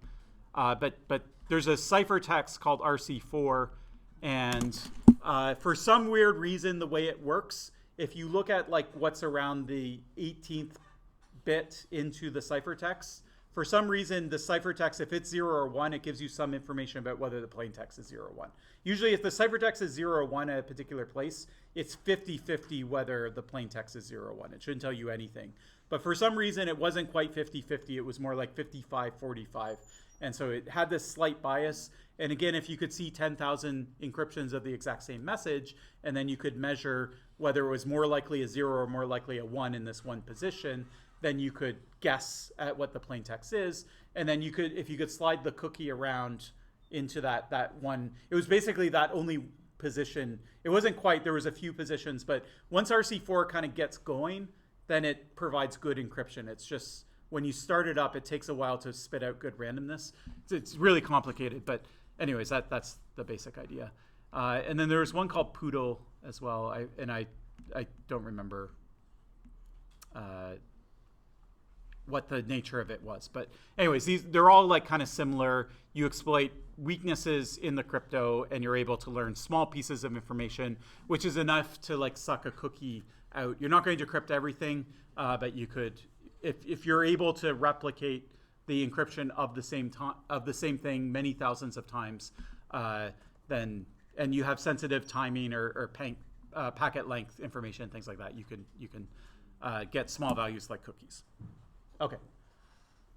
All right, that's it. Why don't we take a 10-minute break, and then when we come back, we'll talk about the next kind of class of attacks. So we'll just go back to the tree real quick, check in. So we talked about recovering the cryptographic key, protecting the tunnel, or breaking into the tunnel. So there's some of the attacks, in the tree, I guess I split them up slightly different. Some of the attacks were on the protocol itself. So like there was problems with that version of TLS or SSL, or that version of RSA or RC4 or whatever it is.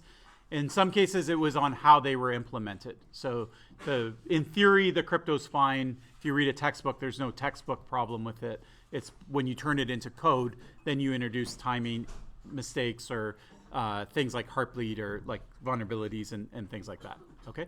Now there's one called go-to-fail that is actually in the wrong place. So we will talk about that, but I'm going to put it down in somewhere else in the tree. And unfortunately, I lost the source of this tree. Like the original file, the software like updated, and I can't go back to it. So I'd have to redraw the whole thing to fix it. So you can ignore that, but it's actually in the wrong place. Any questions on any of this stuff up to now? Okay, so then we'll look at the third main category, which is subverting server authentication. Yeah. The key is stolen. All of this happened after the establishment of tunnel, right? The key storage? It's stolen. Stolen. So once the session is established, then you have the keys, and then you can steal them. So there's no keys to be stolen until you establish the session. Yeah. Okay, so the third main category is to get the tunnel pointed at the adversary. So the adversary wants to get the tunnel pointed at them.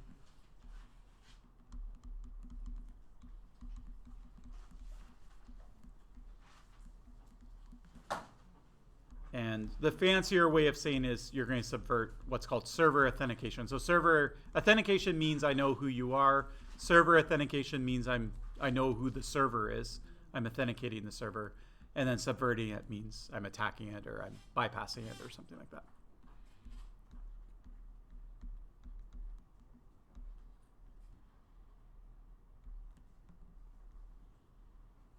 So we have this tunnel.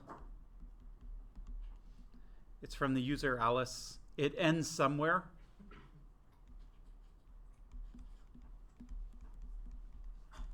If I'm on Google's website, I see the lock. I'm thinking that the tunnel ends at Google, right? But how do I know that, right? How do I know that I don't just have a tunnel that ends at my Wi-Fi router, or that ends or goes somewhere completely different, someone that's not Google? How do I actually know that this tunnel ends at Google? And if I can't answer that question, then it doesn't really matter how strong the tunnel is. If the adversary can get the tunnel pointed at them, right, then all the information's coming out of the tunnel in plain text and they're reading it all. And it doesn't matter how strong the tunnel is. It can be bulletproof in terms of cryptography, but it does the user no good. Okay, so the tunnel just doesn't make sense unless if you can control where it ends. Okay. So there's some crypto involved in the tunnel once again, but we're going to reduce it to like the real basic point of all of the crypto. What happens is anyone in the world can generate what's called a public key. So a public key is something that's used in cryptography, and you have a corresponding secret key. So your secret, think of the public key as like someone can encrypt a message for me. They're going to use my public key. And then if I wanted to decrypt it, I'll use the secret key. And the secret key is mapped to the public key. Okay, so I choose both of them. Usually I start with the secret key. I choose it. Then I derive what my public key should be. I can tell everyone my public key. You can't go backwards. You can't start with the public key and go back and find the private key. That's what cryptography does. Okay, it makes it hard. It's easy to go in one direction, but hard to go in the opposite direction. Okay, and so I have this public key. The public key is just a number, a big long number. And if you know my public key, you can do cryptography with me. You can send me messages and I'm the only one that can decrypt them. If I want to sign messages, I can hand you messages and a signature. You can go look up my public key and you can make sure that I was the one that signed that message and no one else. Okay, and only the person that knows the private key that's associated with that public key could sign those messages. Okay, so the endpoint of a tunnel is a public key. Okay, at the cryptographic level. So if you know my public key is 123, then you can send messages to 123 and they're basically coming to me, right? It doesn't matter where the tunnel goes per se, but I'm the only one that can stand at the other end of the tunnel and decrypt what those messages are, okay? So this whole problem of where the tunnel ends basically just boils down to, well, I'm encrypting for some public key. Whose public key is it? Okay, so if I have Google's public key, I know what it is, then I can send messages that only Google can decrypt.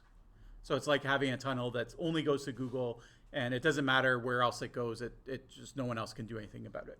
Okay, so the whole problem of server authentication just boils down to, like, you have a person and you have a public key, and you know that this for sure is this person's public key. Okay, so it's very simple.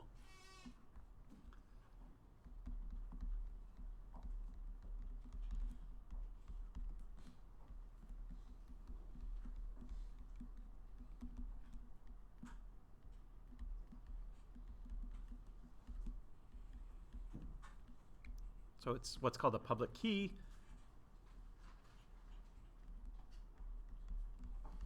It's just a number, a big number.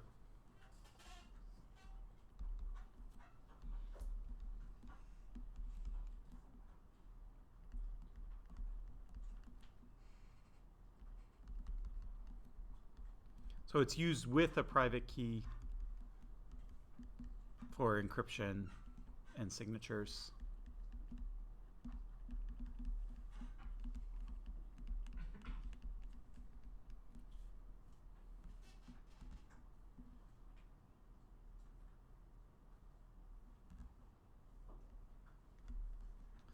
Okay, so the idea is you start with a public key.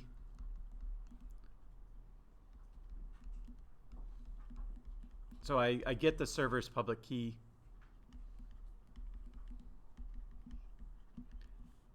And then I make like a tunnel to that public key. And then it doesn't really matter where the adversary is. They can't do anything. The servers, if that's really the server's public key, they're the only ones that know the private key. They're the only ones that can decrypt it. Okay. So then I have a tunnel.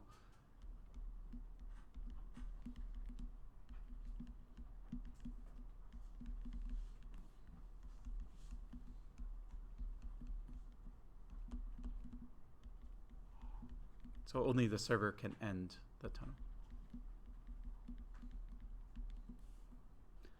All right, so you're the adversary. You want to subvert this process. So once again, that's very simple. All the adversary's goal is they want to trick you into thinking that their private key, or sorry, their public key is Google's public key. Okay, so I want to go to Google. I don't know what their public key is. I'm going to use some process to figure out what Google's public key is. If the adversary can trick me into thinking their public key is Google's public key, then when I send my information to what I think is Google, I'm going to encrypt it using that public key, but it's really the adversary's public key. Okay, so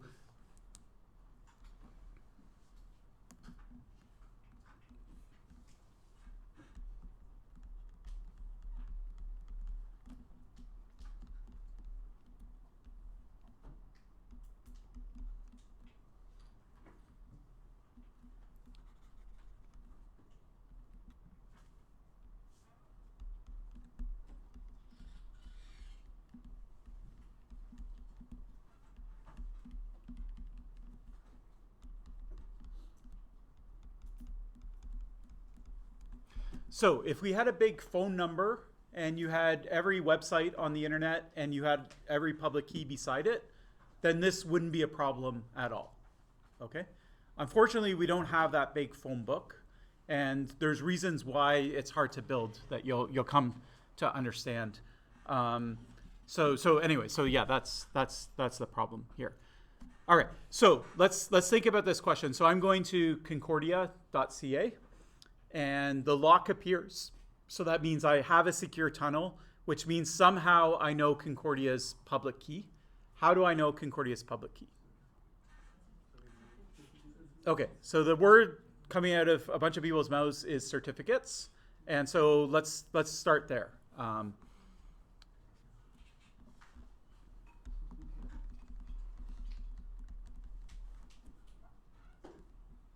Okay, so certificate is basically like a digital document. And there's a bunch of information in it, and we'll look at actual certificates in a bit. But there's only two pieces of information that we really need. So it's just like that, an entry in the phone book. It basically, there's a subject, which is like a domain name. So let's say Concordia.ca.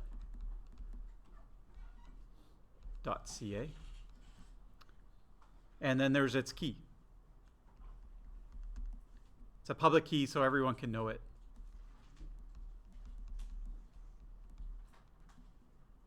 All right, so it says, here's Concordia.ca, here's the public key, and then it's signed by someone who's authoritative over this information, okay?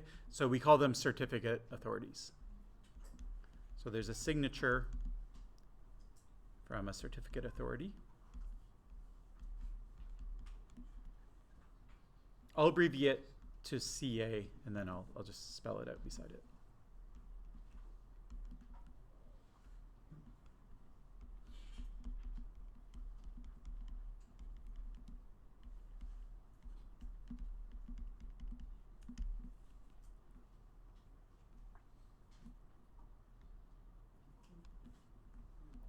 And then our adversary, their goal is actually very, very simple.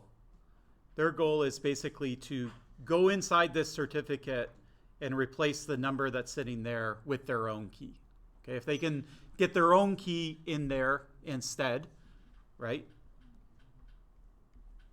then you'll believe that Concordia.ca is them, and then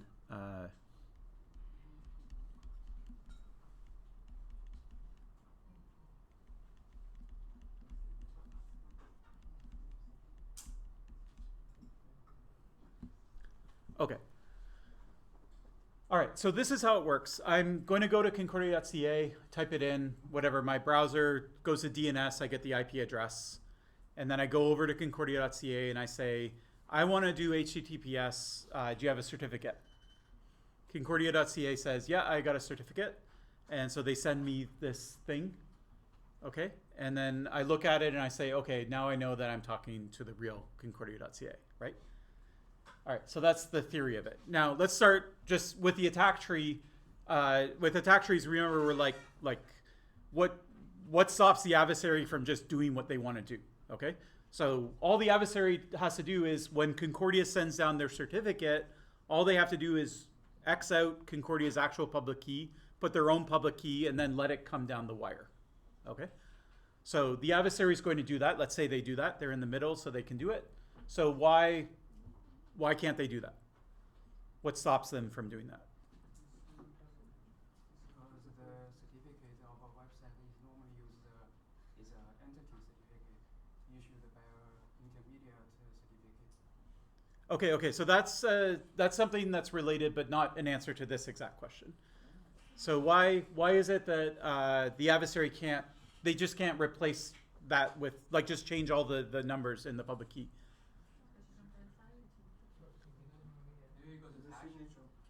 Okay, so I heard verified, hash, signature, things like that. Okay, so it's the signature part itself. So a digital signature, if you change the message that's being signed, then the signature itself will not verify anymore.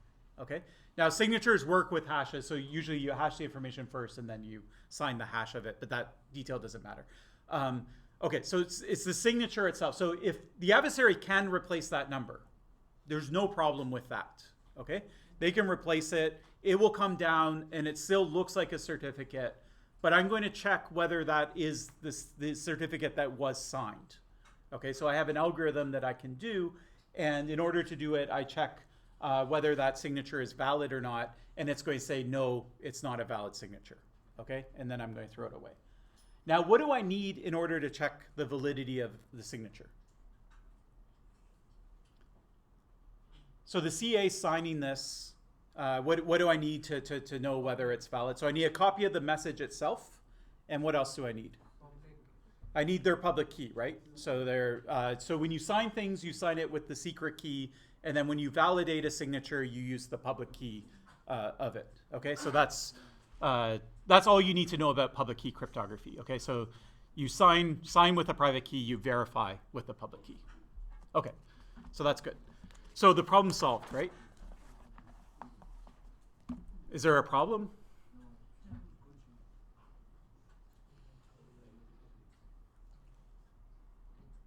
Okay, so here's a question for you. First question.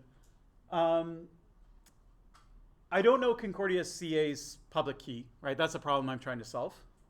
And so I solve it by getting a certificate. So now I know the public key. And I check the signature on the certificate, and it's valid. And in order to do that, I use the certificate authority's public key. How do I know the certificate authority's public key? What if the adversary puts their public key in for the certificate authority's public key, and then they sign a document that says their public key is concordia.ca? So all I did is I said, I can't figure out what concordia.ca's public key is. So I'm going to use all these certificates and stuff because somehow I can figure out what the certificate authority's public key is. So however I figure out what the certificate authority's public key is, why don't I just use that to figure out what Concordia's public key is? Right? So I didn't solve the problem. I actually back exactly where I started. I didn't know what Concordia's public key is. I have this certificate. It doesn't solve the problem because now I don't know whether the signature is valid without knowing what the certificate authority's key is. Okay, so all I did is change it from what's Concordia's public key to what's the certificate authority's public key, but it's the same fundamental question. Okay, so that's the first kind of issue.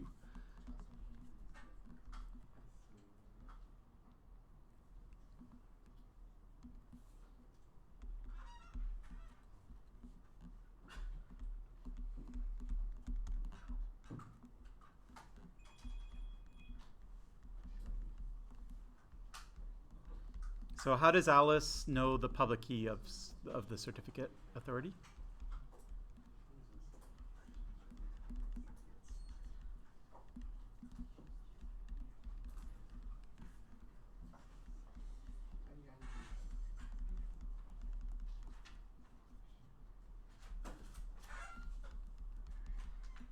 And it needs it to check the signature. And it needs to check the signature to prevent the adversary from sticking their own key in.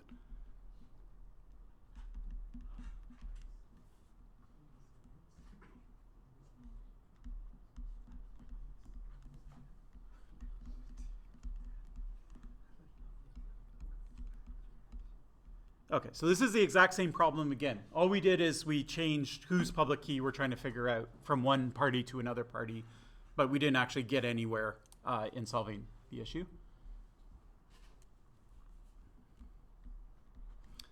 Here's a second question.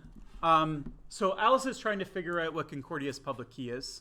It has no idea, and that's why it needs this certificate. Right? Agreed? Now the CA is signing off saying, Concordia's public key is 04A6 blah, blah, blah, 45. Okay? How did the CA figure out that that was concordia.ca's key?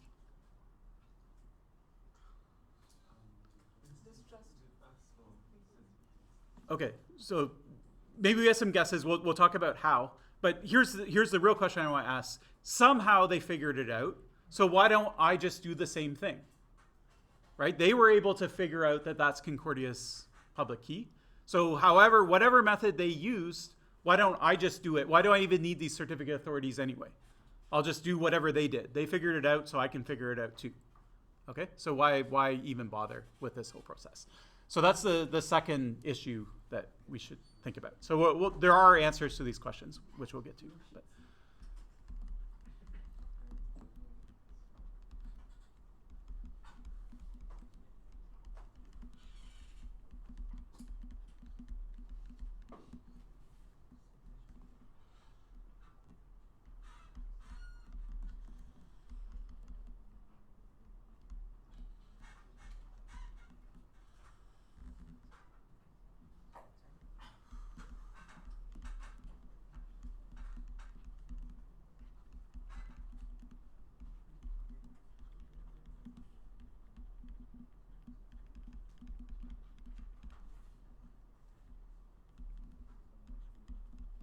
So why can't Alice just do the same thing, and then we don't need CAs at all?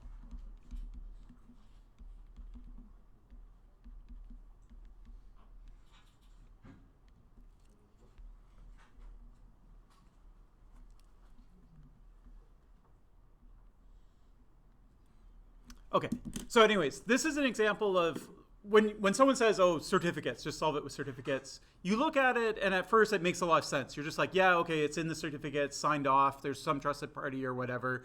But in security, you have to keep drilling. You have to keep asking, well, what if it goes wrong at the CA level? What if this happens? Is this actually proving what you think it is, okay?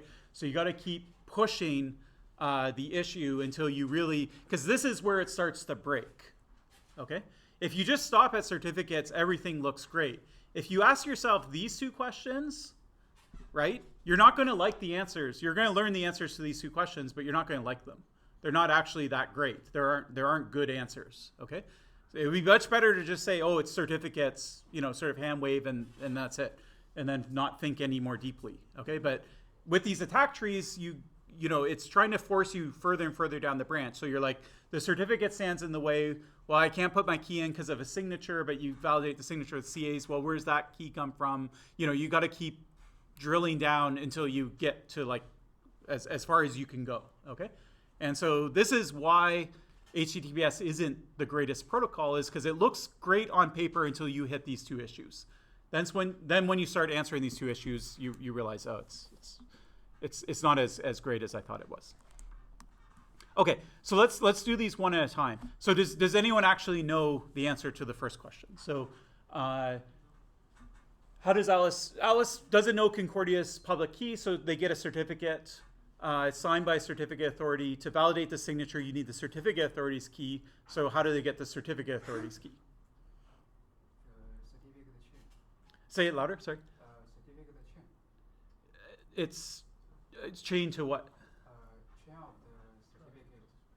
So Alice got the entity certificate of Concordia, then she can know the intermediate certificate. Yep.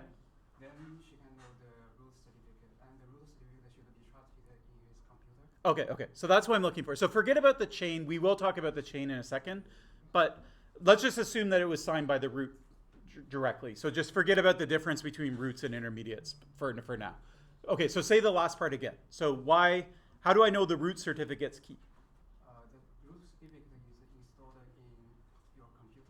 Okay, all right. So that's the answer. So the answer is, I go to the Apple store, I buy a brand new MacBook Air, never turned it on, it's never been connected to the internet. I turn it on for the very first time. It's going to have hard-coded in the computer the names of some certificate authorities and what their public keys are, okay? And how do you know that those public keys are real? Well, just Apple, the company, figured it out, okay? They know the businesses or whatever, and so they put them in and same with Windows and Unix or whatever, and your certificate CAs will basically be the same across all operating systems.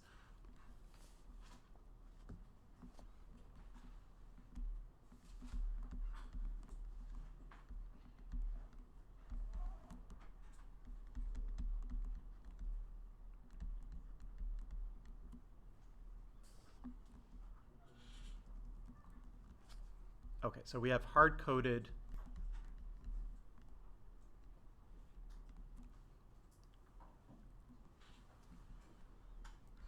CA public keys.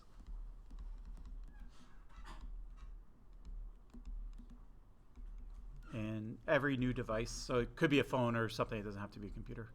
Something with an operating system that connects over the internet. Usually it's in the operating system itself.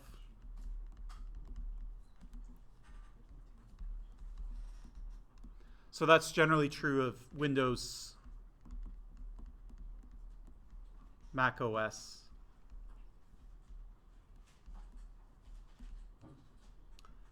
It could also come in your browser, or maybe you have one set of certificates that come with your operating system, then you install your browser has a different one. Your browsers will take preference over your operating system. The only browser that I know of that does this is Firefox.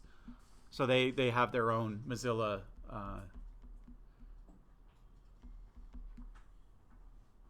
Mozilla has their own, they maintain their own list of CAs. Yeah, and so on Linux or Unix-based machines, you might end up with theirs instead.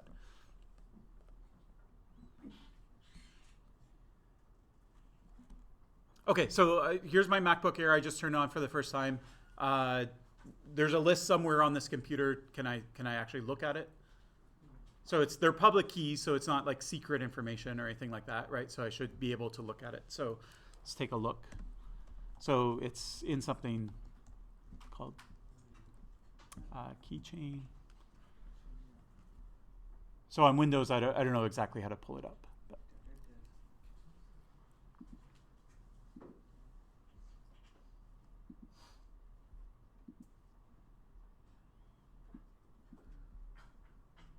Okay, so I go into system roots, and then I go to certificates. Keychain saves your is a password manager and a whole bunch of stuff itself. But anyway, so I have the list of all the root certificates, and the first one's called AAA Certificate Services. I can double click on it, and then if I want to see the actual public key value itself, it's in here somewhere. So it's here. It's still, there's still ... so it's even longer than that. But anyways, 2048 bits. So that's the key itself. And then there's a bunch of other information about dates and who the organization is and what algorithms was used to sign it and other stuff. So we won't talk through all the fields, but we'll talk about some of the other fields. So a certificate's a little more than just a name and a key. There's some other information, but in general, that's the idea of it. Okay, how many CAs come with a computer roughly? So these CAs, they're hard-coded. You can see there's more than one. So how many are there? Is there 5, 10, 50, 100? So we don't have to count them, but I'll just kind of scroll through slowly. Okay, so you can see there's quite a bit. Okay, pretty long list.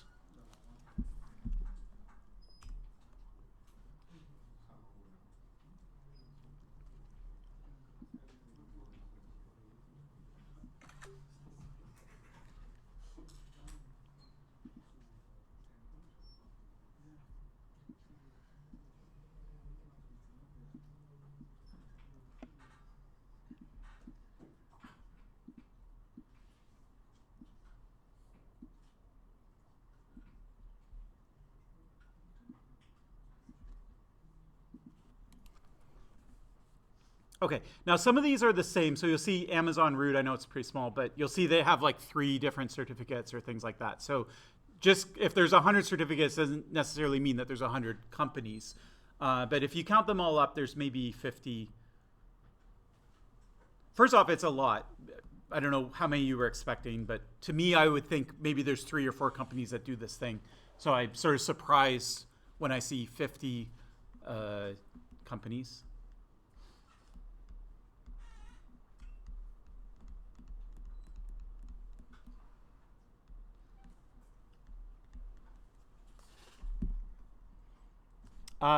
By show of hands, how many people have heard of AAA certificate services? Okay, 1. How many people have heard of Affirm Trust? No one. How many people have heard of Bypass, spelled B-U-Y-P-A-S-S? How many people have heard of Apple? Okay, Amazon? Okay, so you have a mix of companies that people have heard of and companies that they haven't heard of. But I would hazard a guess that 80% or 90% of these, if you went through the list, you've never even heard of.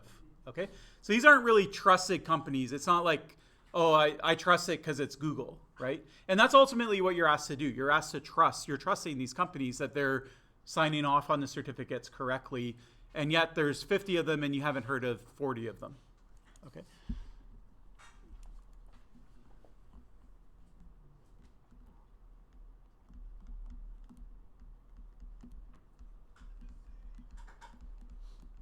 Now let's say I'm a hacker and I hack. My job is to go around and hack these CAs. Okay, so I want to hack some of these CAs, And if I can hack them, then I can sign off on certificates and I can change public keys. And your computer will verify it because it's a real CA that was signed. How many of the 50 companies would I have to compromise in order to sign a certificate for Google?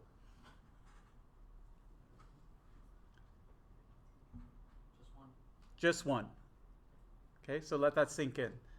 So my computer trusts all of these 50 companies. It trusts them equally. So when I get a certificate, it's just from one of them. And it doesn't matter if it's from AAA or Amazon or Certicom or whoever. It's trusted. It's either trusted or not. It's that simple. Okay?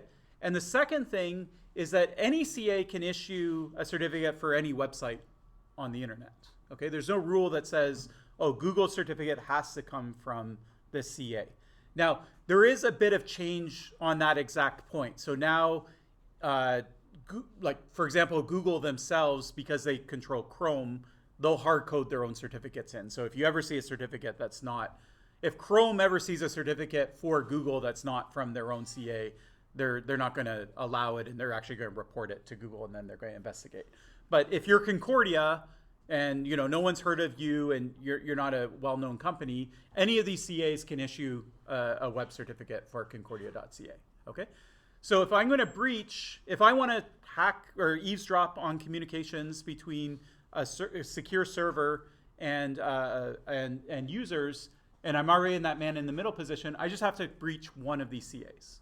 Okay, I don't even have to steal their key. I just have to get them to sign off on certificates that say my public key is Google or Facebook. So that's sometimes a little easier than actually going in and stealing the key. But yeah, I could also go in and steal the key as well. Okay, so the fact that there's 50 is relevant because now you have 50 points of failure. Okay, it'd actually probably be a better world if there was only 3 CAs, right? Because then there's only 3 places you can go and hack. Okay, but if there's 50 of them, then there's a lot more that I'm worried, and you just have to hack one of them. Okay, so this is the most important component of today's lecture, which is that any CA can sign a certificate for any website.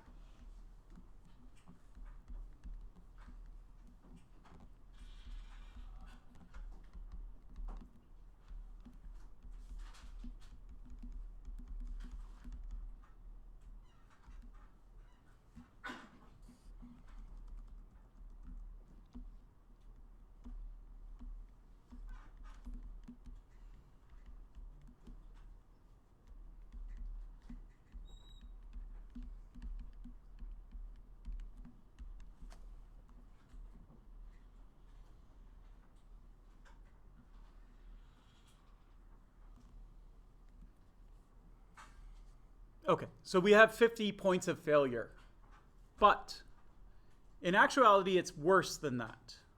Okay, and this goes back to what was brought up too. There's this idea of chaining and intermediary certificates and things like that. So the way the web works is a little different. So let's actually go for fun. Well, I'm on Moodle, so let's just look at the certificate. If you ever want to see the certificate, by the way, you can go and click on the lock, and then there's usually, depending on your browser, it might look a little different. So if I want to see who's the root certificate in this list that's signing off on Concordia, I can see that it's Global Sign. Okay, so Global Sign is the root certificate authority. Yeah, for reasons I'll explain in a second, they're called root. There's a reason for that. But you'll see that actually the certificate that's showing up in this list didn't sign Concordia's certificate. They didn't sign Concordia's public key. Okay? What happened is they signed another organization. Now it happens to be the same organization. Okay? So it's Global Sign signing another certificate from Global Sign, and then this certificate is signing Concordia's certificate. Okay? So there's this sort of chain of certificates. Now the reason Global Sign does this is because this is baked into every computer everywhere. They're paranoid about losing that. If they lose that key, then anyone can impersonate Google, Facebook, any website on the internet, right? So they keep this like in cold storage, like they only access it once every 5 years, and there's this big ceremony for accessing it. I think I put an article on the Moodle about the whole process for accessing these keys. And what they do is they sign a shorter lived key. So this certificate, the root might be valid for 50 years, but they'll go sign a 2-year certificate. And if they lose that 2-year certificate, this middle one, there are some ways that you can do what's called revocation. We'll talk about that. And eventually it will also expire. And so it's a little less damaging to lose the intermediary than to lose the root certificate. But these intermediary certificates, there's 2 things you need to know about them. One is they're just as powerful as a root certificate in the sense that they can sign off on anyone's public key. Okay, so if you go to a website and it's signed by a root certificate or it's signed by an intermediate certificate that traces back to a root, it doesn't make a difference. You're going to trust it the same in both regards. Okay, so intermediates are as powerful as root certificates. And the second thing is that intermediates can be different companies than the root certificate. So GlobalSign might decide that, hey, the US Department of Homeland Security, we're going to let them be an intermediate certificate. All they have to do is basically sign a certificate that says, this is Department of Homeland Security, this is their public key. I'm going to tick a box that says they're allowed to be a certificate authority, and then I'm going to sign it with my root certificate. Then they'll go and they'll issue certificates to websites. And so what I get as a user is kind of a chain where the website is signed by Department of Homeland Security and then Department of Homeland Security is signed by the root. And as long as I can trace it back to a root certificate and the whole chain is valid, then I trust the whole thing. Okay? So let's take these details down a little bit. And let me, for the notes, I'll put a picture in, but let me try and find a certificate where they're actually different companies.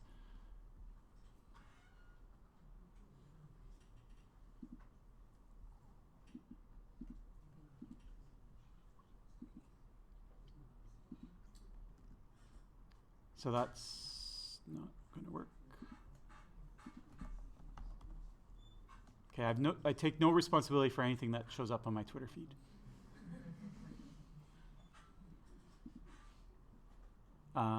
So there, once again, it's DigiCert. What's one more? Amazon?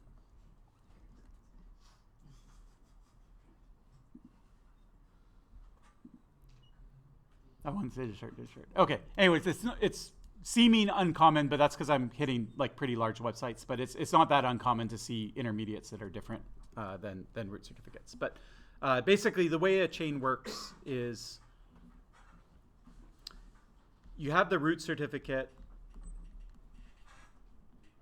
And so the certificate basically has 3 components. One is who's it about, which is called the subject or subject name. Let's put SN. So we'll say, okay, this certificate is for CA, root CA. This is their key. And then there's a flag where you can say whether they're allowed to be a CA or not. Okay, and so we're going to say they're allowed to be a CA. Being a CA means that you can issue other certificates. Okay, so one question you might ask is, well, if you're Concordia and you get a certificate, could you then issue new certificates to other websites? And so the answer is no, because the certificate you'll receive will not have that flag enabled. Okay, and we'll talk about that a little later. We'll come back to it. Okay, and then it's going to be signed by someone. So who signs the root certificate? So the answer is the root certificate themselves. They sign their own certificate and then the operating system just sticks it in. So it's the exception to the rule. Normally, your certificate is signed by someone other than you, but when it's a root certificate, it's signed by itself. Okay, so it's self-signed and it's trusted because it's stuck there by Apple.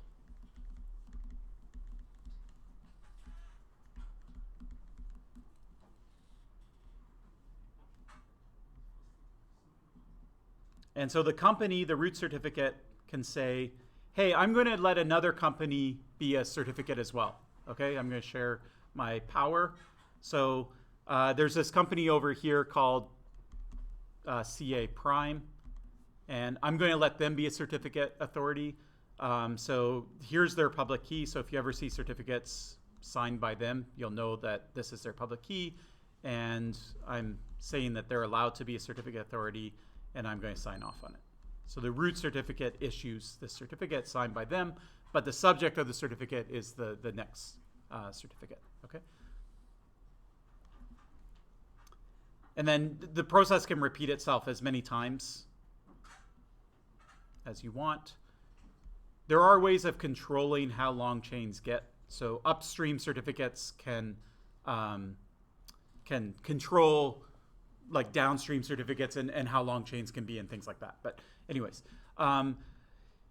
so then this company, they're like, okay, now I'm a CA. Great. Now I'm going to let this third company be a CA. Okay. And notice these people didn't agree to it, right? They just said these guys can be a CA, right? CA prime can be a CA. And, but yeah, unless if they put that restriction in, then CA prime can turn around and anoint other people to be certificate authorities as well. So they might say, oh, I know someone else. They would make a good certificate authority, CA prime prime. And this is their public key. And I'm going to say that they're allowed to be a CA. That's fine. And I'm going to sign off on it.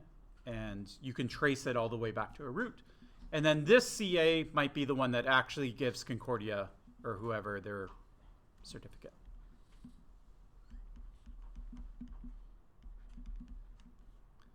Okay, so Concordia shows up and they say, okay, we're concordia.ca.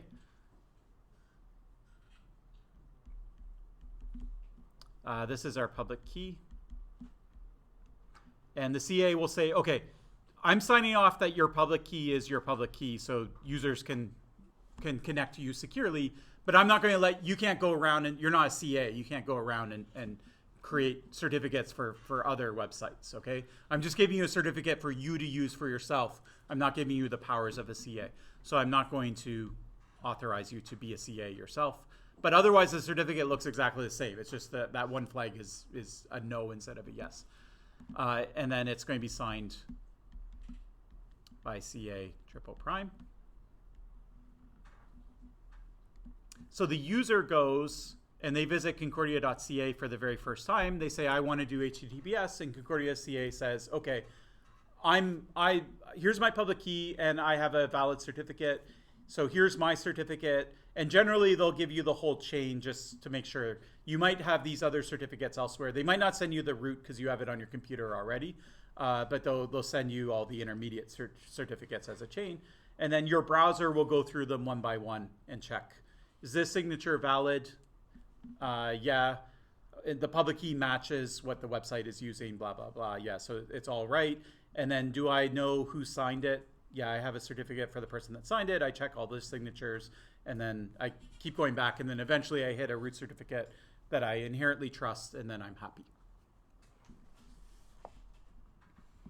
Okay, so we said there's 50 companies that have roots on my computer.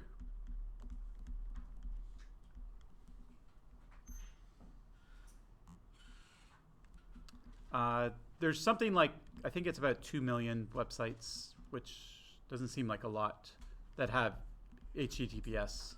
Might be more. So there's about 2 million of these kind of site certificates. Where do I see the list of intermediate certificates? So these self-sign, I know there's 50 companies, but they can sign off on other people being intermediates, right? So if I want to see who's allowed to be an intermediate certificate, how do I see that?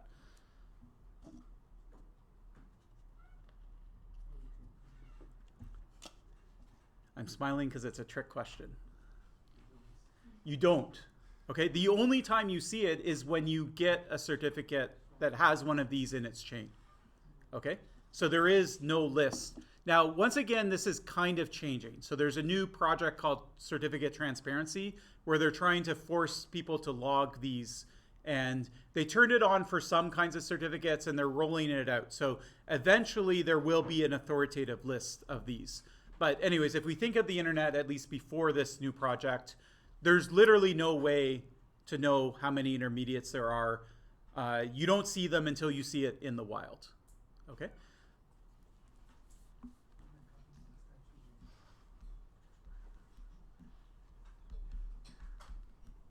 So there's no list. They exist when you see it for the first time.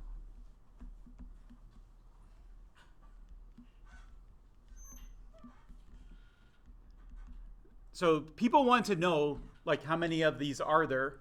And so why is it important how many there are? Well, it actually goes back to this point. Any CA can sign a certificate for any website, okay? So if I'm a hacker and I break into one of the root certificates, I can write certificates for Google, Facebook, whatever. But if I break into an intermediate certificate, I have just as much power. I can still issue certificates for any website. So if we don't have a handle on how many intermediates, we don't know how many points of failure there are in the web. So what people said is, well, since there's no list, what we're going to do is we're going to literally visit every website on the internet. Okay, we're going to, by IP address, we're going to go to 0.0.0, 0.0.1. We're going to go to every single one. We're going to try and open an HTTPS connection. And we're going to write down the certificate chain that we see. Now, this doesn't even guarantee that you see every intermediate, because if I'm a server, I might say, oh, that person's coming from Canada. I'm going to show them this one certificate chain. But, oh, they're coming to me from another country. I'm going to show them a totally different certificate chain. So then people try to do it from different locations around the world and see, you know, especially in like countries where the internet is censored by the government, to see if there's like different state actors that are involved in the intermediate chains and things like that. But anyways, there's a bunch of measurement studies of this. But the first thing is that the only way to really see it is to visit every website. And it's not as crazy as it sounds. You can do it relatively fast with IPv4. But with IPv6, there's too many IP addresses and you can't do it anymore. So you can do it for IPv4.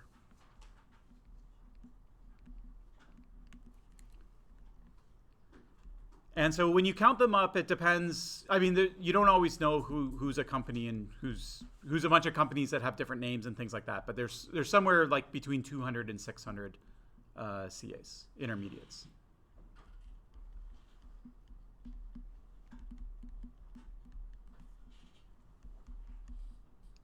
And I'll also note there's a certificate transparency project, which is trying to say you have to log every chain in a public log, and so that everyone can see it, kind of thing. Because it turned out to be a problem. So what attackers would do is they're not going to go and attack a root certificate.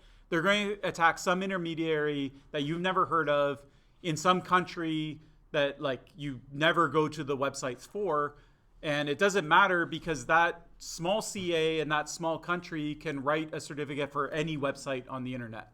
So it literally doesn't matter which one you attack. So you have 600 targets, pick the weakest one, and that's what people did. And so it turned out to be a big problem. So we have this weakest link property.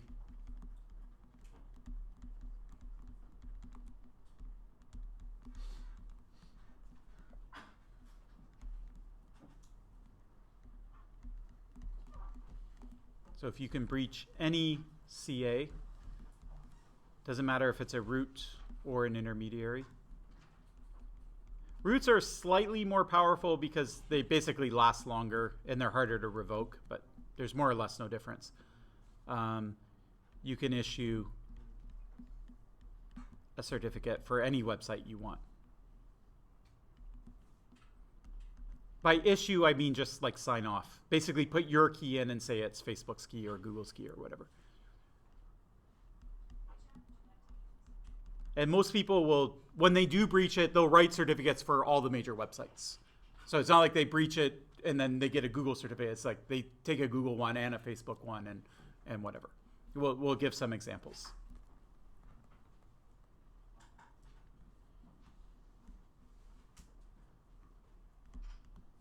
Okay, so it's concerning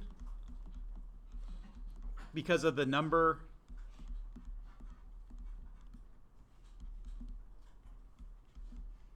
of CAs, so you can pick the weakest target. It's also concerning because some CAs are governments themselves. So for example, the US government, Department of Homeland Security, that's not just an example I made up, they have an intermediate certificate. So if they wanted to spy on you and you were going to Facebook and they want to know what you're doing on Facebook, who you're talking to, they could mint a certificate for Facebook and then intercept your traffic. Okay, and your browser would just go through it. Now you could catch them if you looked at the certificate, you might see it, right? And you would actually have cryptographic proof that they did it. And so I'm not saying that they're necessarily going to do it. It's not like a very covert attack, but it's in the power of them to do. And there's other CAs too that were controversial because they've worked in the past with governments. Like there was one company that installed malware on phones in the UAE, I think it was. And so then people figured out they had a root certificate, and they're like, well, if they're installing malware, then how do we trust them not to make fake certificates and things like that? So you could have government compelled.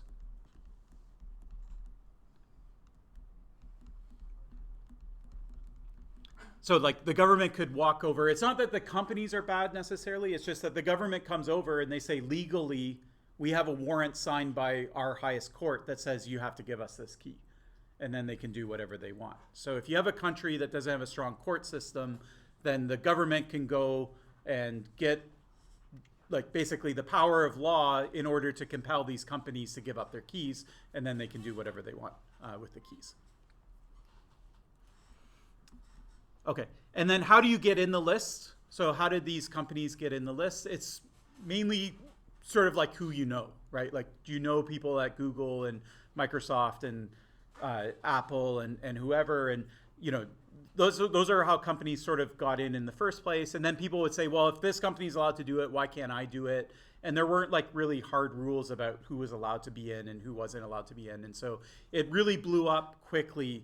And so by the time people realized that this was a problem, it was kind of too late, right? Like this didn't become an issue, like a political issue, until people realized that there were hundreds of CAs, and by then you can't really do much about it. So now the rules are a lot tighter, and there's a CA browser forum, which is kind of like a nonprofit organization, and they're setting down rules about who's allowed to be a CA and what procedures you have to follow and things like that. So it's a lot harder to just say I want to be a CA and actually be able to become a CA. But for the people who are already CAs, you can't just go and say you can't be a CA anymore, because if you do that, then all the websites that have certificates from them aren't going to work anymore. Okay, and then users are going to be mad at you because they can't access the websites. The websites are going to be mad at you. And so in extreme circumstances, they will revoke certificates. If a CA does something that's really bad, and I'll give you some examples next class, they will revoke them. Like they'll hard code them out of the browser. But generally speaking, yeah, people are reluctant to remove CAs from the list.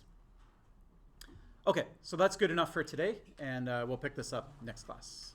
So I'll see you next week.